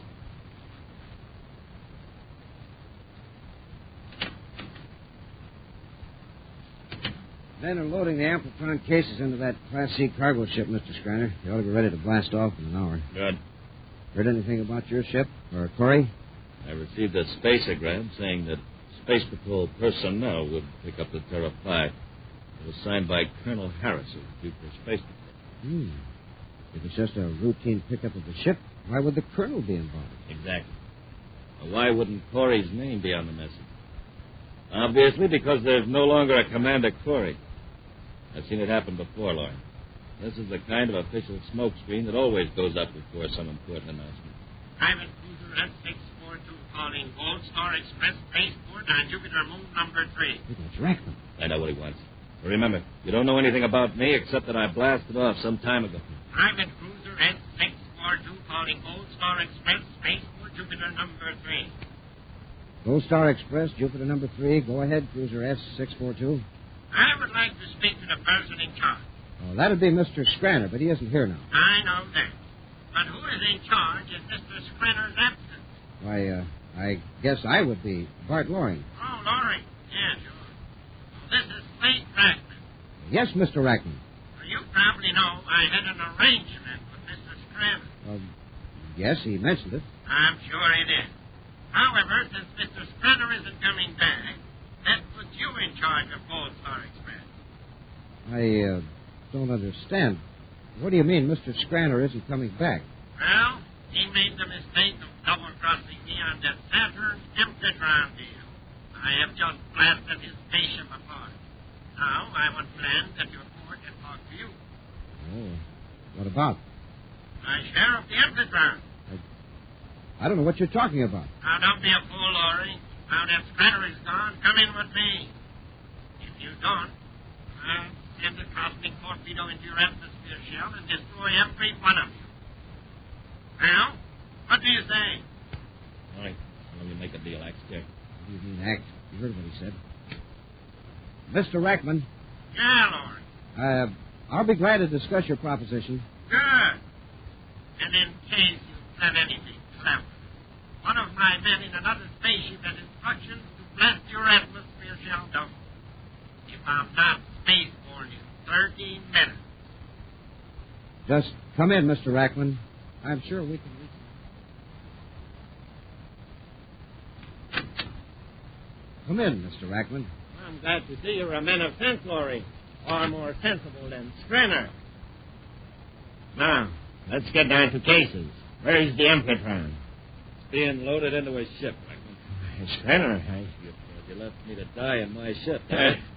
But who was in it? Commander Corey of the Space Patrol? He did say it was Corey on the spaceophone. You thought it was a trick.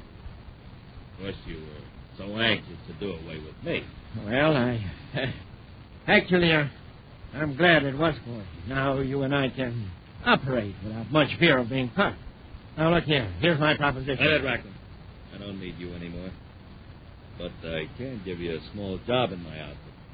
In the flight capacity. Me? Work for you? Why, you're nothing but a space mechanic and a small-time one at that. You got your choice, Rackman. Come in with me and keep quiet. I'll tell the Space Patrol who blasted my ship and destroyed Commander Corey. Well, which is it?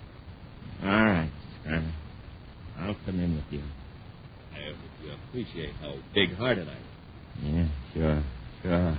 Space Patrol Cruiser J-83 calling Gold Star Spaceport, Jupiter Moon number 3. I'll handle it. Keep quiet. Gold Star Spaceport to Space Patrol. Go ahead. I'm acting on instructions of Colonel Harris at Jupiter Space Patrol headquarters. I'm bringing in the pilot who will fly Commander Corey's space battle cruiser back to Jupiter. Do I have permission to enter your atmosphere, shell? Of course. The Terra 5's all ready. Good. Space lock will be ready at your approach. Thank you. Space Patrol Cruiser J-83 out. Yeah. Well, Rackman, it looks as though you did a good job. Sending someone after Corey's ship. You must have finished him all right, Rackman. You hear that, pilot?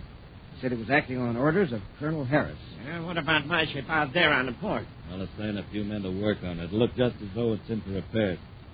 Until Corey's ship blasts off, Blackman, you keep on.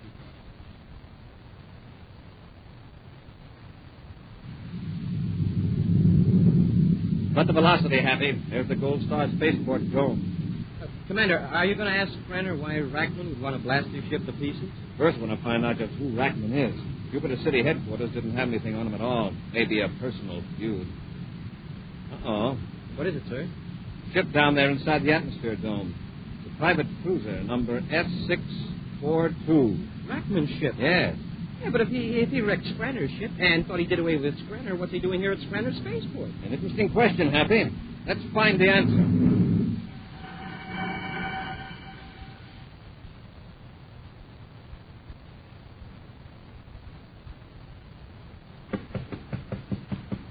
Come in. Well, gentlemen, is the ship... Commander Corey. Yes, Commander. Why the surprise? Well, hey, didn't you expect me to come back to my ship? Well, yes, except that you didn't identify yourself when you called in for landing procedure. Well, where's Rackman? Who's Rack? The man who brought in that private cruiser out there near the east hangar? That ship was merely brought in for repairs, Commander. It seemed to be in good condition when it was blasting cosmic torpedoes at your ship. Don't understand. Look, Skranner, somebody blew your ship to pieces thinking you were in it. Someone named Rackman. Now his ship is here in your spaceport. How do you explain it? What is there to explain? Quit stalling, Skranner. Cadet Happy and I saw some men loading a cargo ship, hauling crates out of an underground storage vault. The crates look very much like the type in which Amplitron is packed. How about it? I think it's about time someone took over who can handle things. Don't move, Corey. I suppose you're Rackman. That's right. Corey, move in and get the commander's weapon and the cadet. Go ahead. I got them covered. Sure, Mr. Rackman. I see I wasn't thorough enough when you were in Skranner's ship.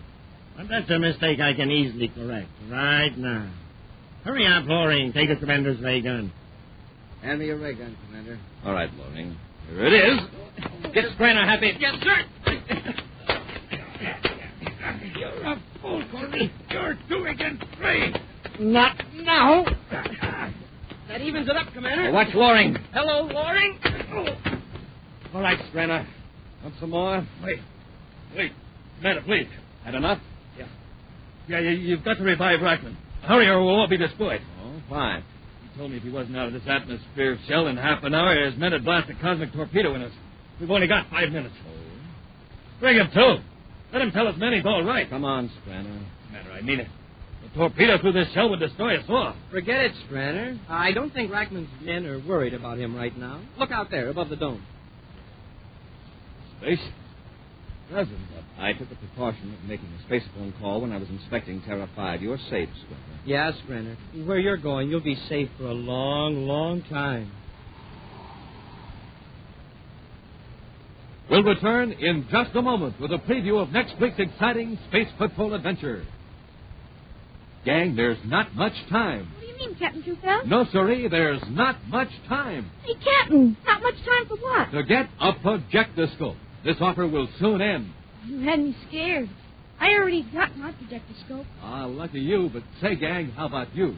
Have you sent for your projectoscope yet? You better send for it today. It's a signal light, flashlight, and film projector, all in one. And it's shaped like Buzz Corey's rocket ship. Bright blue and yellow plastic and a full 6 inches long. What a signal light. Wait till you see how fast it blinks on and off. Golly. What a flashlight. Wait till you see the swell beam of light it throws.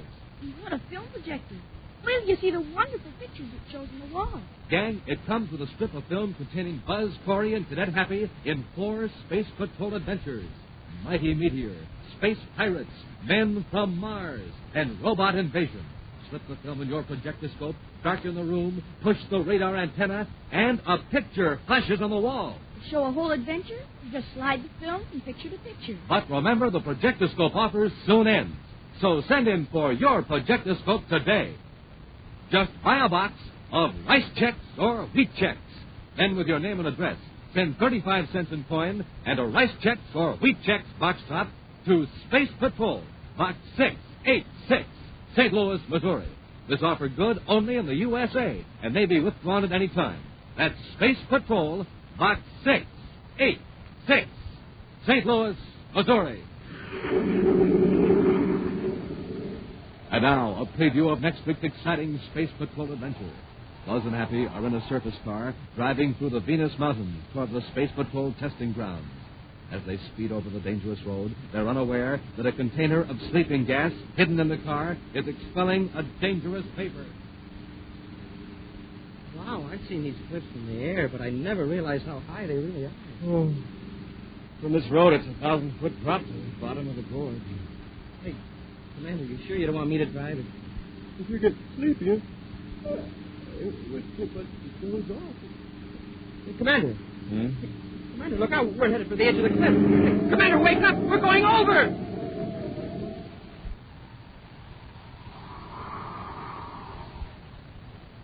Be sure to be with us next week for the exciting adventure, The Immortal Brain, when Wheat Checks, Rice Checks, and Good Hot Roastin' again present Space Patrol!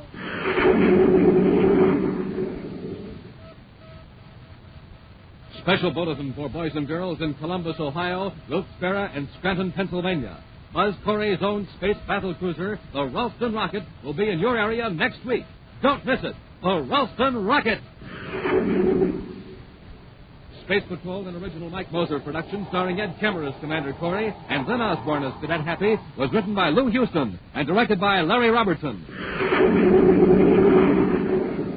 Other players were Ken Mayer, Bela Kulbach, Norman Jolly, and David Duval. Dick Tufel speaking.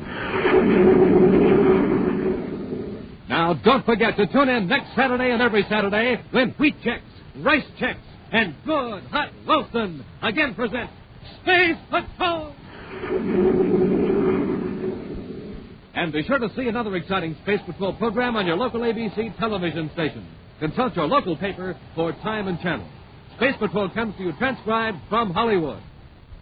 This is ABC Radio Network.